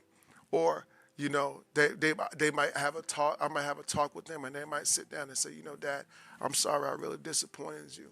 I know you taught me better than this. This is the condition. This is what God is looking for from us. We're His sons and daughters, so He's expecting us to make mistakes, but then He's also expecting us to have a relationship with Him as a father. So David in the Bible didn't really excuse his sin. He didn't say it was okay for him to do what he was doing when he was doing those things. He acknowledged that he made a mistake. He repented to God. He went to God and said, I am sorry. Or he at least showed in his heart that there's a reverence for God, that I know I can't hide any of this for you. And I just broke weak. I don't have an excuse for this. This is not right. This is not good. It's just the weakness of me that caused this.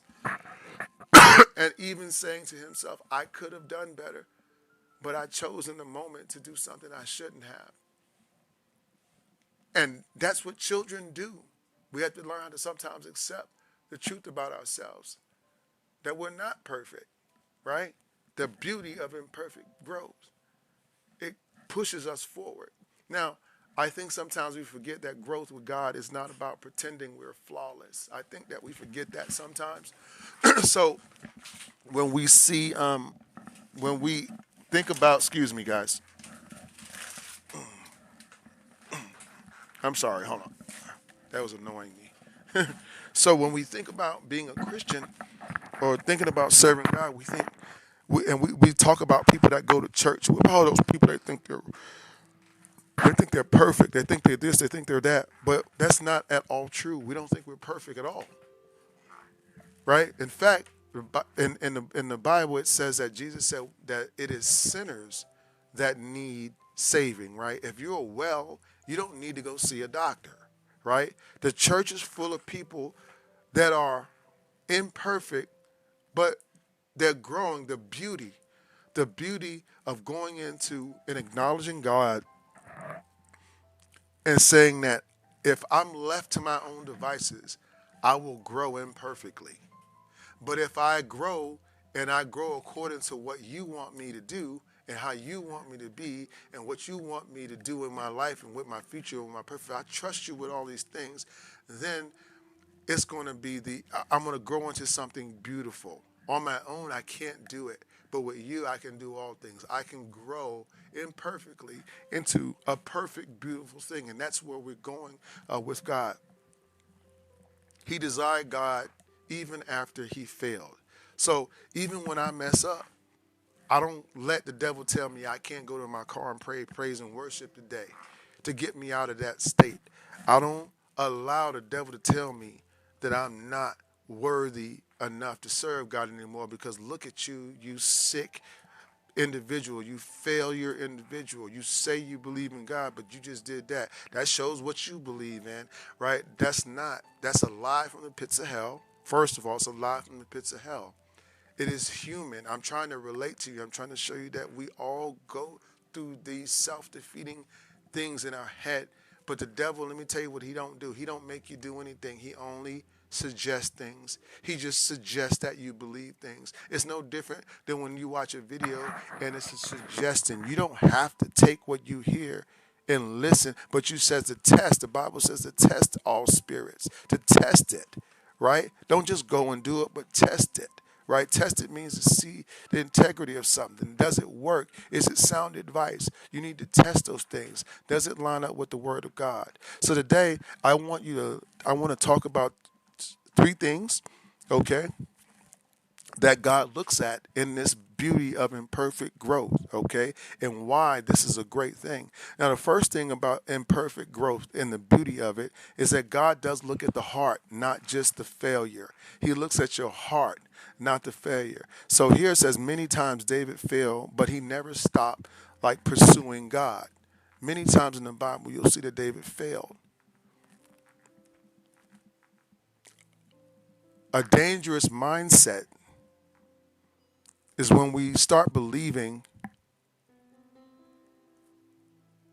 you know what? If I mess up again, then maybe I'm not growing. That's a dangerous mindset. Imagine drawing something and then you mess up a couple of times, which I've messed up a lot of times. So, and when you mess, oh, I messed up on this. Oh, I messed up on this. Oh, I messed up, and then and then you say to yourself, I'm not growing because you had a couple of mess ups, right? What that does is it really, really, it kills your life. It robs you of life. Conviction, guys, when you feel wrong after you've done something, conviction, the word, when you feel convicted, right? Listen, how do you know you have a heart toward God? Because you feel convicted when you do something against the word. When you lose that, your heart is no longer, it doesn't belong to God. David kept his conviction, his moral compass.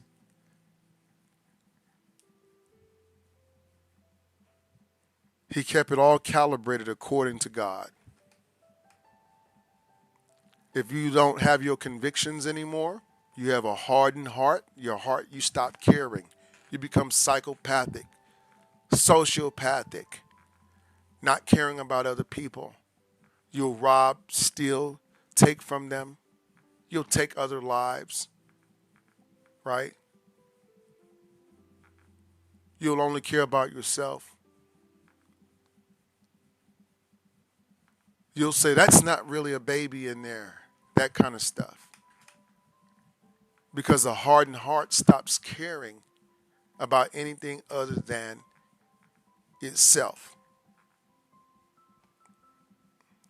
What else happens? You become prideful, and a prideful heart just justifies everything. No matter what anybody else says, you have to overtalk them to make sure that you are seen as right. You want to bring up what you know and what you feel and what you think. These are just things. These are just things that happen, right? When you know, this is an indication that you know your heart is not right with God. David kept a heart right with God.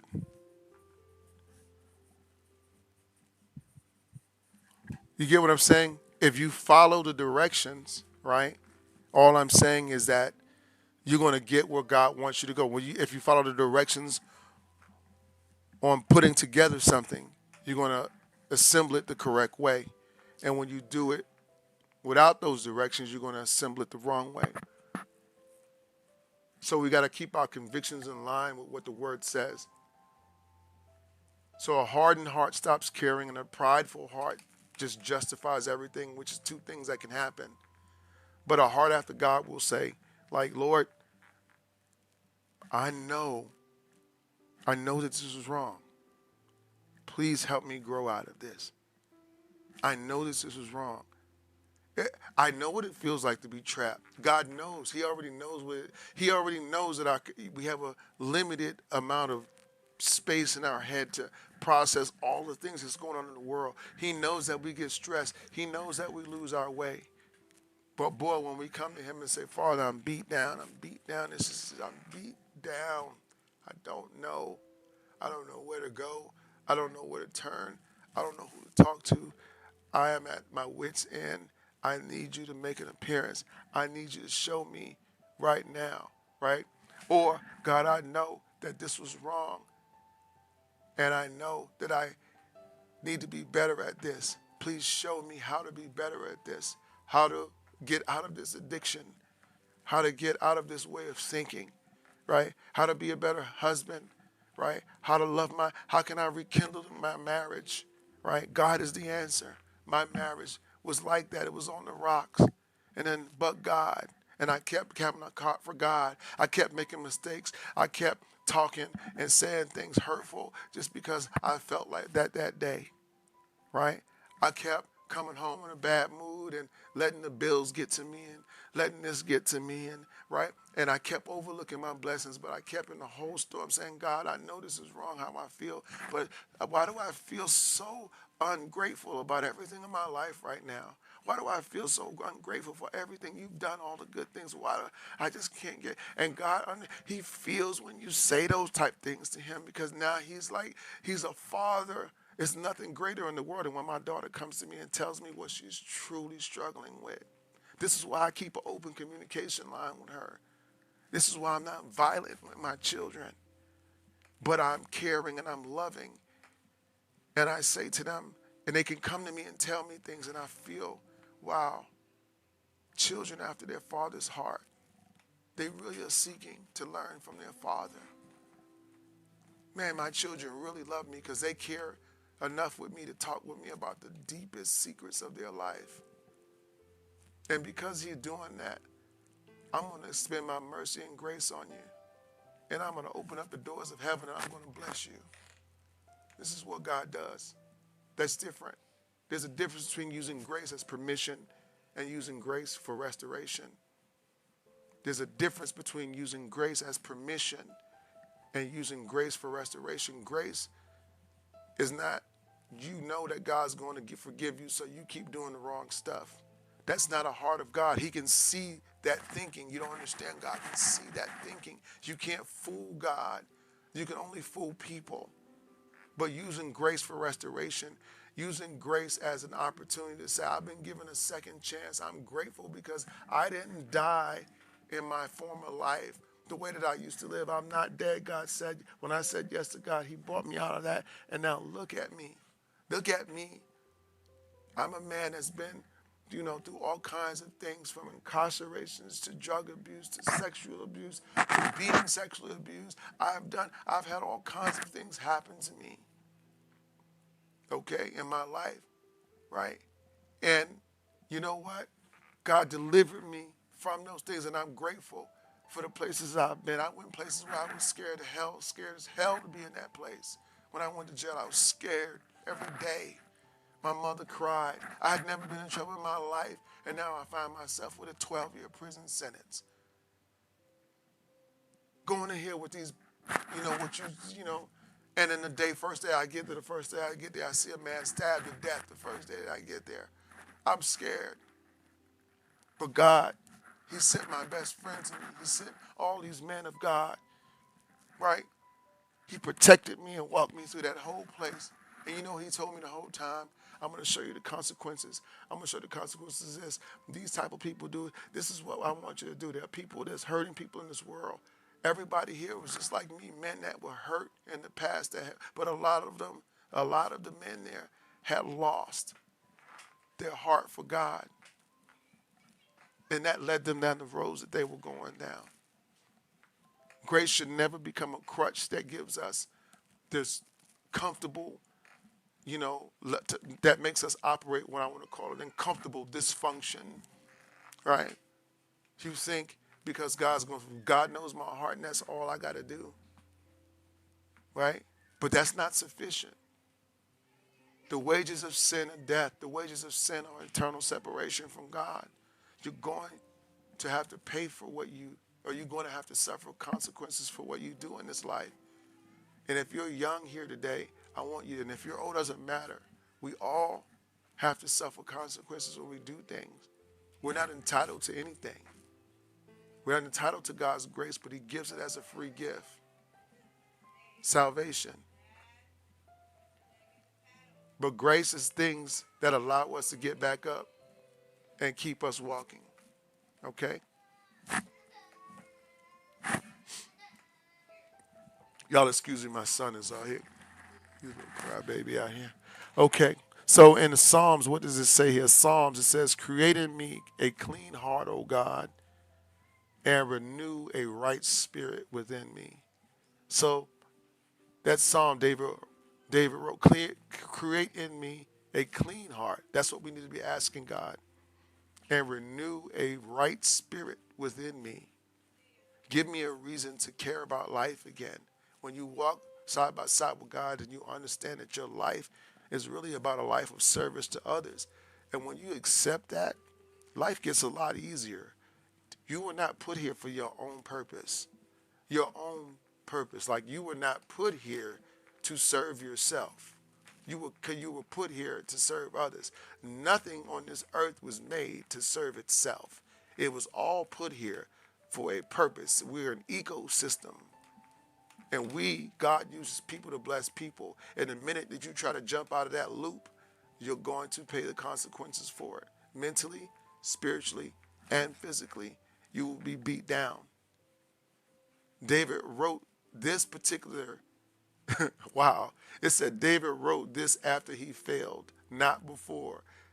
He wrote, keep creating me a clean heart, O God, and renew a right spirit in me. Psalms 51:10. And it said that David wrote this after he failed, not before he failed. So after he failed, he went to God and said, God, create a clean heart. Oh God, renew a right spirit in me. I know this was not right, but please make my spirit right where I don't sin in this way anymore. Okay? Okay? So number point two, guys, and then I'm gonna try to get through this so I can go out here and help with the children. Okay, point two. Hold on, give me a sec, guys. I'll be right back. Give me just a sec. Hold on. Give me a sec. I'll be right back. Give me a sec.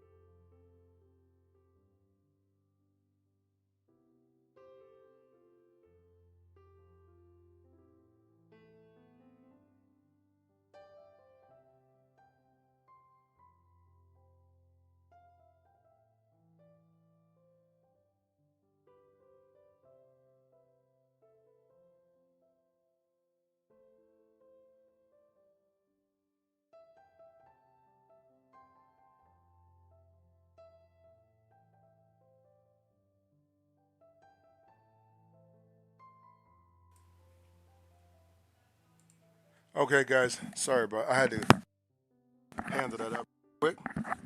Okay, so the second point, guys, and then we only have one more. I'm gonna kind of speed through this to get you guys out of here. The second point of why, and basically why the beauty of imperfect growth, a heart right with God. One thing I've learned is that imperfections often create connections between people, right? This is the second thing. Imperfections create connections. So, what is another? We're looking at the word beauty, okay? So, this is another beautiful thing about this, about the fact that God, you're imperfect, but there's a beauty in growing with God, even though you're imperfect right now. These imperfections, God made it. Look what He did. He made us this way. Right? He made us, right? Okay. Then we chose, and then we became. So now this is an atonement. God, this is God making it right. This is God making us right. Not only did He allow His Son, that He gave His Son, right, for our life, so that we could experience everlasting life. Jesus died on the cross so that we could have life, so that we could live, right? Now, on top of that, all the other things that he did, he made an atonement between man and him. That means that we are guaranteed, when we say yes to Jesus, we're guaranteed to return to him. We don't have the opposite effect, which is hell. There's a heaven and there's a hell. There's a place where you don't want to go after this. And it says one thing I've learned is that the second beautiful thing outside of being with God is that, first of all, is the second thing is that we create connections based off of these imperfections. Now, listen to why I say that. Connections, okay? Imperfections create connections, okay? When you draw, if I make a bunch of lines on this paper, okay, your brain will automatically, this is imperfect, but your brain starts to make connections, and it starts saying what this could be, what I could make out of it, what I could do, what it could be, right? Your brain starts to say things like that, right? What is it that I see in different parts of it? Is making connections. It is making our imperfections cause us to create things almost. Okay, Mike, I'm gonna make sure I pray for you today. We're gonna pray for you today, Michael. I got you. I got you on my prayer list right here. I'm gonna make sure we pray for you today. I don't like to say I'm gonna pray. I like to pray. I believe we need to go to Him and ask Him to renew our hearts. One thing I've learned is that imperfections often create connection. Listen, imperfections create connection. Right now, we're all imperfect, right? Right now, listen, our imperfections. You don't know how to draw, right? That well, or you're interested in drawing, but there's some things you don't know. So here you come to this channel, right? And I am imperfect, right? So I'm trying to learn more about drawing. We might not be at the same level, but I'm still seeking to learn, and you're still seeking to learn, right? So by us having these two imperfections in us, because I created this channel to teach, even when I didn't know how to draw a caricature that well, I created a channel to teach drawing, so that through teaching, with the motivation of teaching behind me, or the motivation of helping others, it made me learn exponentially faster. So those two imperfections, right, caused us to connect. Does that make sense? When I'm imperfect, I go and I seek. If my body is sick, I go to the doctor, because now I'm connected to a doctor because I'm imperfect. So I got to talk to that doctor.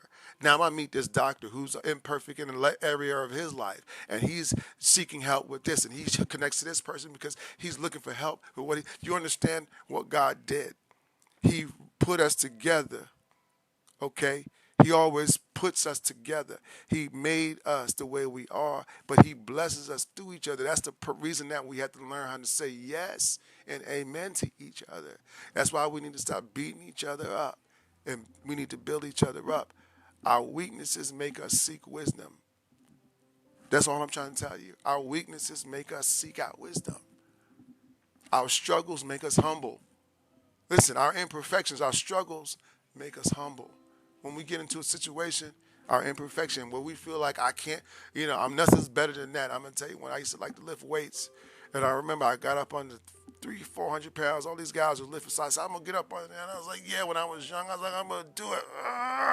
And then all of a sudden, I picked it up, and that weight fell back on me. Boom. And it made me humble. I'm gonna tell you what made me humble one day. One day I thought I was real strong. I thought I was a real strong guy because I could, right? And then one day a guy shook my hand, and his handshake was so strong that I said, holy smokes, I hope I never have to fight that guy, because it humbled me. Inside, it humbled me. You get what I'm saying? It's the things, when things are out of our control, it's humbling. Imperfection. Our failures make us relatable, right?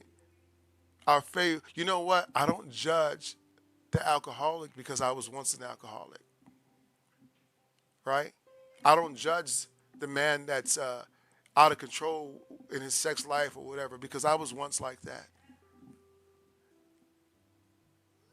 I don't condemn the man that at a point in his life wasn't there for his kids, because I was like that. I can relate. I don't think it's right now because God renewed my heart. But now I'm not going to judge that man. No. If I can't help, if I can't say anything to bring that man out of the situation, what I won't do is bring it into further light. I won't expose him. I will sit down with him. I will love him. I will encourage him, but I will not tear him down. If we are perfect, we'd probably never ever need each other. Listen, if every one of you on this stream today was perfect, you'd never need each other. That's what's happening right now. Listen, you know the reason why people don't talk to each other anymore? Because sometimes technology took away some of the things that we used to have to ask each other. Like, how do you get here?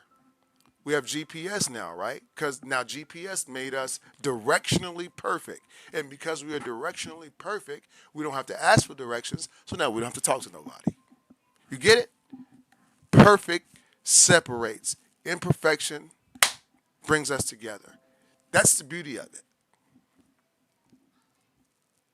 That's the beauty of it. And even in art, imperfections, I'm going to tell you a cool thing.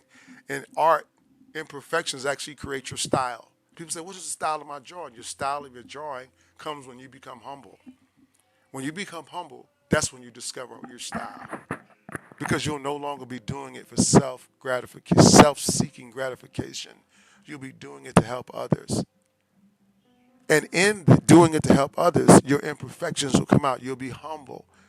You won't be approaching art thinking, I don't do this channel and I don't come here and draw to impress you. I'm here to teach. I'm not here to impress anyone. I don't want you to like me, even though that'd be great, but I don't want you to like me. I'm concerned that when I stand before God, because I said, oh God, give me a right heart, make me right in your eyes. When I asked him that, he showed me that the only way you can do that is to put your life down, pick up your cross and follow me. And your cross is your imperfections. Pick up every imperfection. Your cross is your imperfections. And the cross is symbolic of death, burial, and resurrection. I can take what man did on earth and I can take what man meant for evil and turn it to good. If we're perfect, we'll never need each other. And even in art, like again, imperfections create the style that we draw in. Sometimes the very thing you thought was wrong becomes the thing that makes your work unique. Listen, the very thing you thought was wrong makes your work unique, right? It brings you closer to other people. Imperfections create connections, right? Say it with me. Imperfections create connections. As artists, we use associations constantly. As people, we do. We compare one shape, right? We're always comparing one shape, right, to another. We're associating things to do things, right? Little head, little square head, right? We simplify complicated things into understandable ideas. So Caricature is not like a imperfect. It isn't a perfect copy of reality, but rather it's an interpretation. And honestly, life works very similarly. Sometimes understanding comes through like imperfect comparisons and imperfect experiences. So God can still use incomplete people to reveal a truth. He can still use people that are not all the way with their life together to heal other people, because everybody carries within them imperfection. Doesn't that make sense? If everybody carries within them imperfection, then God uses everybody. This sentence is true that God can still use incomplete people to reveal the truth to other people. So don't let that be an excuse. It says in 2 Corinthians, "For my strength is made perfect in weakness." Weakness doesn't always disqualify you. In fact, it could make you better than somebody else. Your weakness, tall guys can't go with short. Tall, we would say tall guys can't go with short guys can't. Is that a weakness or is that a strength? You get what I'm saying? Depending on how you look at it, and vice versa. What short guys can't go with tall guys can. Okay. Sometimes it's the very thing that keeps you connected to God and other people. It keeps you humble. Your imperfection is what keep you humble. Your imperfection is what make you seek guidance. Imperfection is the very thing He put in you. He allowed to be in you so that you would seek Him. You need Him. You don't know enough. You ain't done enough. You ain't seen enough. None of us have. And the last thing that makes these imperfections beautiful is growing requires grace and responsibility. Grace and responsibility. Now, this doesn't mean that we should stop growing. We shouldn't say, well, nobody's perfect, and then stay the same forever. Nobody should, I don't ever recommend anybody doing that. But real grace produces movement. Real grace produces movement. Real grace is like, I'm grateful that something happened in that my life didn't turn out the way that it should have, based off the way that I was doing things. And now I'm grateful, and I'm going to move in a way that shows that I'm grateful. I'm grateful that I've been given a second chance at life. I'm grateful that I have this wife after a failed marriage, after I was a no good, cheating, rotten son of a gun, right? After I did all those bad things to my wife, my first wife. And I didn't know, but I did those things. You get what I'm saying? That was me, right? But God gave me grace and gave me he saw my repentant heart and gave me another one, right? Awesome one, right? Grace extended to me, movement. Now I'm showing by getting up and going to work every day, by getting up and taking care of our kids, by being the man I'm supposed to be to her. I'm showing that I'm grateful. If you don't have, if you're, so you'll know if you're using grace in the right way, because grace is when you literally are grateful and you move in a way that shows you're grateful that God has given you grace. It will produce a force in you that'll make you get up and do it right, because it often is accompanied with thankfulness. When you love God, you naturally just want to move. You want to improve. When you love God, you want to be leveled up in His kingdom. You're not because you're trying to earn His love, but because you value the relationship. I value the relationship. When I value a relationship, like every Saturday I show up, every Tuesday I show up to this stream because I value I value you as people. You're not a freaking dollar sign to me. And I think you sense that. Everybody that's been with people that's been with me for years, years and years of taking classes with me. Because it's not about me. If they stop taking classes tomorrow, I still wish them the best. I still want the best for them. I still, you know what I mean? Because things happen in this life. And God is the provider, not you. God is the provider, not me. Right? We have to have this mentality. Okay? And then finally, growth is usually slow. So I want you to understand this. When you grow, it's going to be slow because it's repetitive. When you grow in your drawing, it's going to be slow, but you have to trust in the process. Every time you do something that's in this word, it doesn't come back void. Does that mean it means that it's going to work? It's going to work. Like if it says, seek ye first the kingdom of God and his righteousness, and everything else will be added to you. Take that to the bank and deposit it. And because it's going to collect interest. Every time you make a decision to seek God first, and every time you make it to seek God first, you're going to grow, and you're going to grow, and you're going to grow, and you're going to grow, and you're going to grow. And then you're just going to get to a point where you will do nothing without seeking him first, because you see that his way always gets the desired outcome. Because at the end of the day, what is it that we all want? We want peace. Everything that we do is in the name of peace. Whether we're doing it the wrong way or not is inconsequential. That we're not talking about that.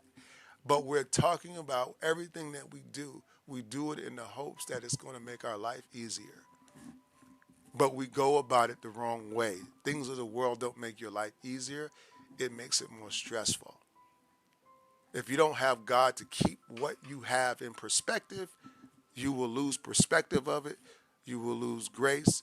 You will lose mercy. You will lose your identity. You'll lose everything that is to be about yourself. The Bible clearly says, hold on to your life and you will lose it, but give it or let it go and gain it back. Right? Okay.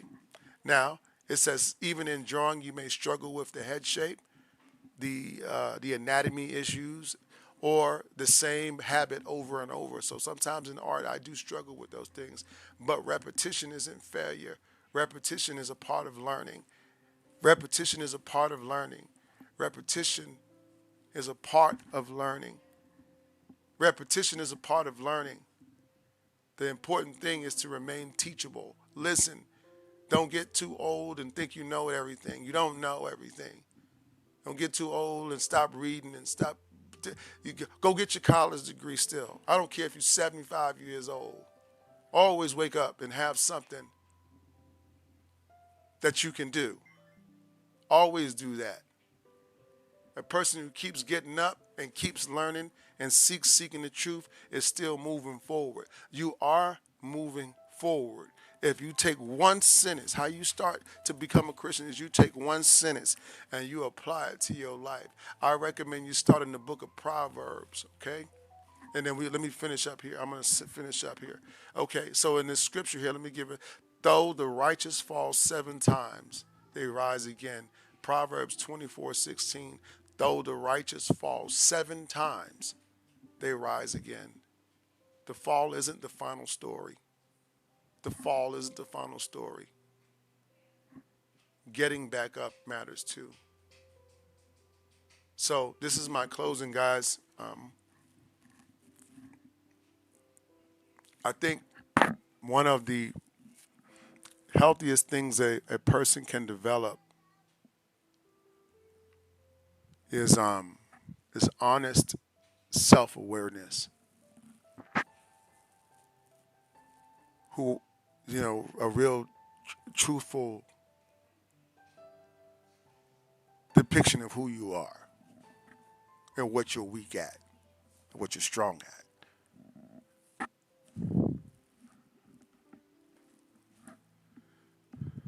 Arrogance, self-hatred, those are not things that are healthy. You need to be honest. Not self-arrogance, not self-hatred. I can't. I'm a failure. I can never. Don't ever fall into that trap. That's the first thing we're going to say today. We're never going to say that. We're never going to self-hate ourselves. You have to learn how to love you because God loved you. He made you for a reason. Listen, listen, say it with me. And think about it. God made you for a reason, with a purpose. Not one life here was not carefully thought about and considered before it came and God called you here. It wasn't your mother or your father that called you here. It wasn't anything like that. It doesn't matter whether your mother or father are together, whether they're alive or dead. They're not the ones that called you here. They were just vessels. Remember, two imperfections came together to make a connection, and here you are, another imperfect being, and here I am, another imperfect being, and here we are connecting. And here we are falling down, and here we are getting up together, and I'm holding your hand and you're holding mine. And where I'm strong, you are weak, and where you are weak, I am strong. This is what marriage is. This is what families are. This is why God is so big on these things in the Bible. It's all really connected if you think about it.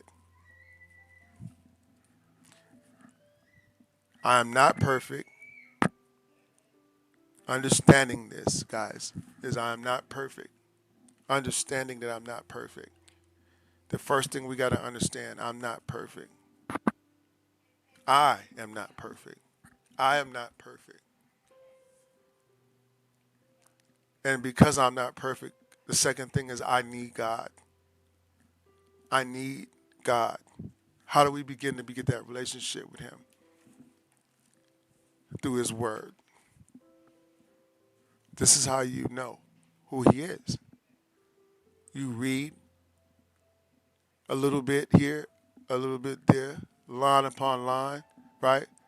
Precept upon precept, it says it. I'm paraphrasing.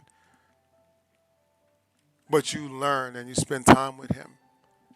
And then you learn what it is to do and what to not to do. We still need wisdom and we're still growing. And maybe our imperfections are not just obstacles. Maybe sometimes they're invitations. Maybe today, Mike, God is asking for you. He's holding His hand out to you. How am I supposed to find that purpose? He's right now. This is when two or more are gathered. I feel a lot of people today are moved by the word. I'm moved by this word. God is here. He's here and He's holding His hand out. He's inviting you to seek Him today. He's inviting you to seek His wisdom today. He's inviting you to connect with others today.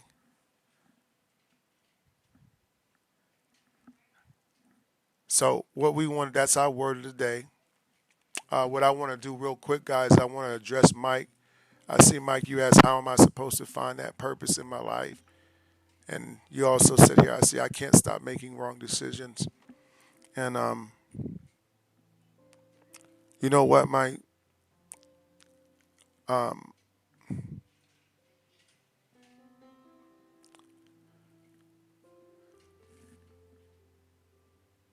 I understand what you feel.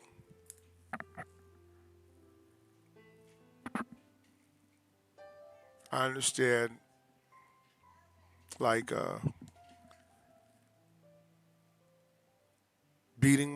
feeling like I want to stop this, but inside not finding a way or not finding a way to get there. But this is what God is telling me right now, and I'm going to tell you, and then we're going to pray for you.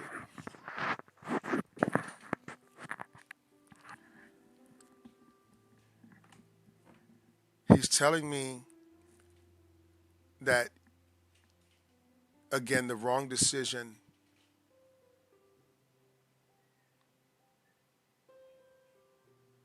how you get out of that. You don't replace addictions. You don't replace problems. You don't replace habits because a lot of the times things become habits because we've just been doing them so long. You don't replace a habit. I mean, you don't get rid of a habit, but you rather replace the habit with something healthy. Okay? If I'm on a diet, I don't want to call it a diet. I don't want to not eat. I just want to replace what I'm eating with a healthier option. Okay? So what the Lord is telling me, Mike, is that you have to replace what you're eating mentally with healthier options. It's not enough for you to be inside of your head trying to figure out a problem because you don't have the answer inside of your head. The Word of God has the answer. And in order for you to do that, to understand what that answer is, you have to seek Him. You have to say yes to Him. And not just say yes, you have to totally be sold out when you say it. And then you have to begin day one and read one scripture, attend one men's meeting, attend one church service, get in the prayer line, surround yourself with other believers.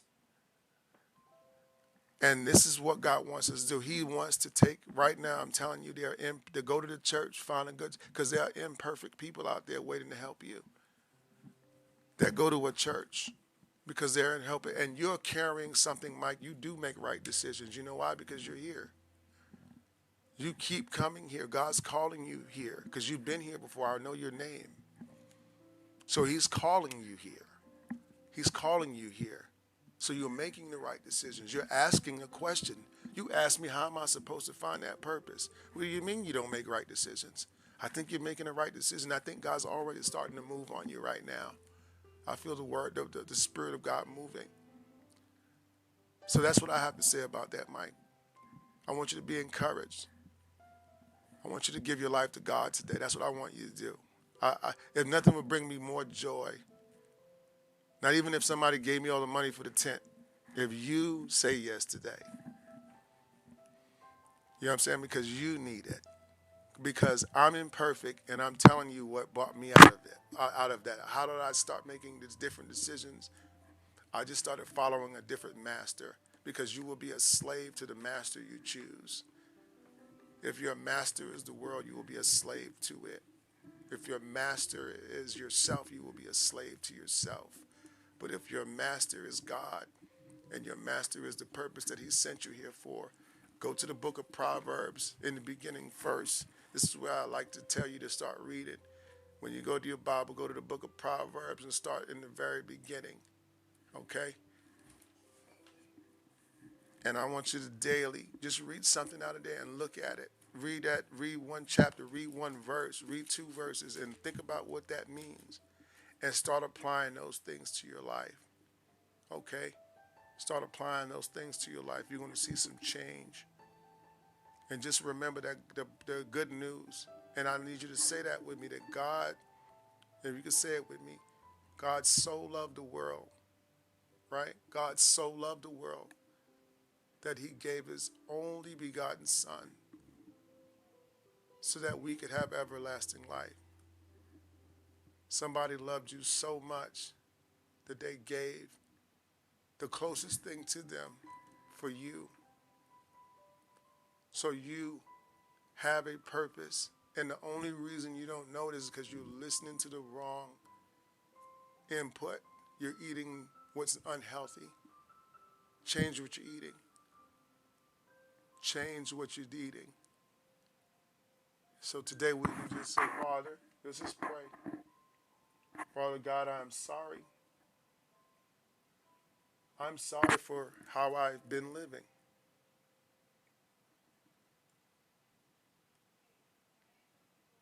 It seems so much that I'm caught up in my own thoughts,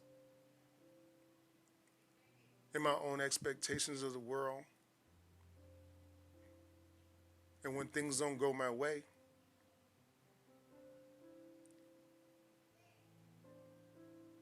I shut down. I revert back to what I used to do. I have things in my past, God, that I'm dealing with. And I can't help at this time but to feel just incomplete. I don't know which way right now. I'm just confused, God. But right now, I'm humbled before you. I believe that you are God. Say it with me. I believe that you are God. I believe that you're the God of the Bible. I believe that I can do all things through the power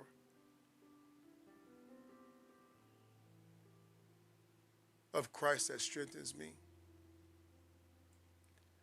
I'm grateful for the sacrifice of your son.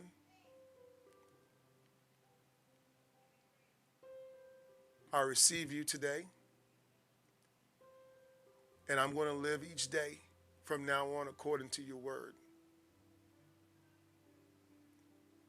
And when I do make a mistake, I'm going to always keep in mind that you are the Alpha, the beginning, and the Omega, the end. And you are the purpose for my life.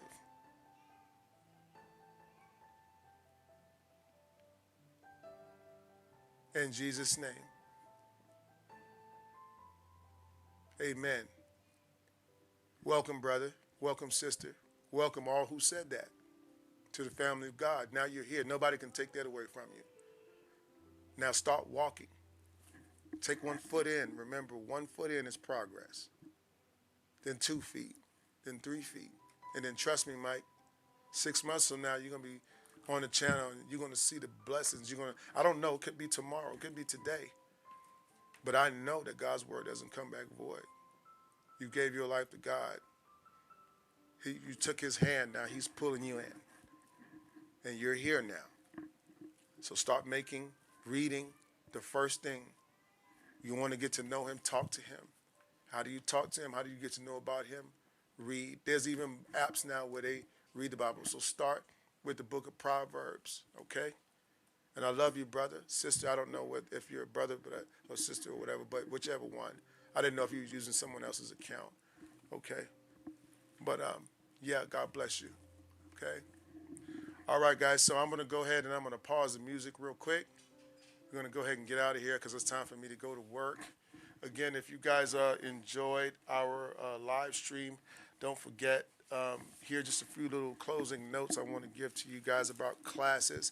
So I do classes of caricature. I'm a full-time caricature art teacher online as well. So if you want to, caricatures is something you desire to do because you know what? It's you need it for it's money, whatever reason. We don't need to be perfect around here. Remember, we do want to reinvent yourself. It's a chance for us to connect, not just about classes, but it's a chance for us to connect the dots. So we talk about life, and we're going to teach you how to draw a caricature by getting you to embrace your life. Okay, right on, Mike. All right, so go ahead and check that out. You can sign up with us at rouserworld.com/classes. We actually do have a summer class bundle. So this is 105 for 3 classes instead of the 45 that it normally costs for us to do that. Okay, and we also do have Patreon. Patreon is our family. So we have about 130 Patreon members at this point. A lot of them are free. Some of them are on the paid tiers. But we're grateful for each and every one of them. And if you guys want to connect with our family, go ahead and go over to Patreon and sign up. We do have tiers where we teach you more about caricature. I share some of the words of the day that we do here. I clip them and I put them over there. I share behind the scenes videos with my children, with my family, different creative adventures that I'm on, just all kinds of stuff like that, and how I stay inspired. So you definitely want to get connected with me. Also, don't forget about that. We have a tier called mini course, caricature mini courses, and that's a new tier I just started, where it gets right into the nuts and bolts of drawing caricature. Very informative, very packed. And the good thing about that tier is that I put a lesson up once a month, a mini course up once a month. So not only will you have access to those old mini courses, we have about 2 on there right now, but you'll have access to them as I continue to put them up. Finally, tips are appreciated. If you guys feel that you benefited from drawing with me today and you would like to be a blessing to our ministry, thank you so much for tipping today. Okay, so you can tip at Cash App $Rouser World. And finally, guys, wait a minute. Hold on. And finally, our tent. Okay, hold on 1 second, guys. 1 sec.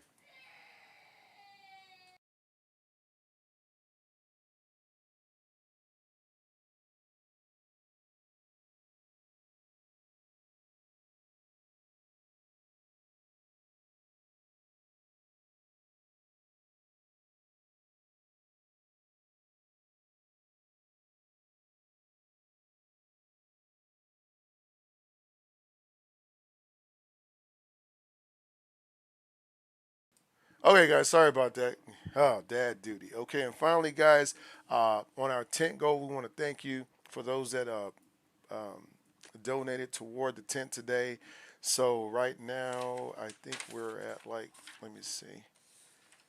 Where's my phone at? Oh, well, actually, here. So let me look at something real quick here. Hold on, guys. Let me just do this here.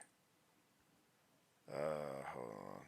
Close, and then we're gonna go.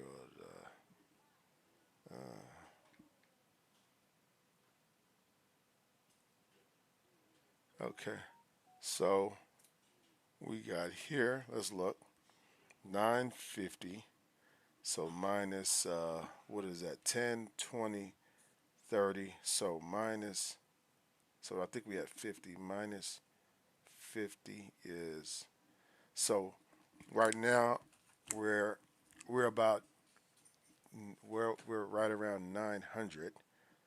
So we're about here. Okay. So we guys, we thank you. We got $50 today. So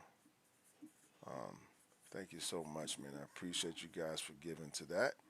And I'll see you guys again on Tuesday. Tuesday is going to be our next live stream. On TikTok, I do stream sporadically.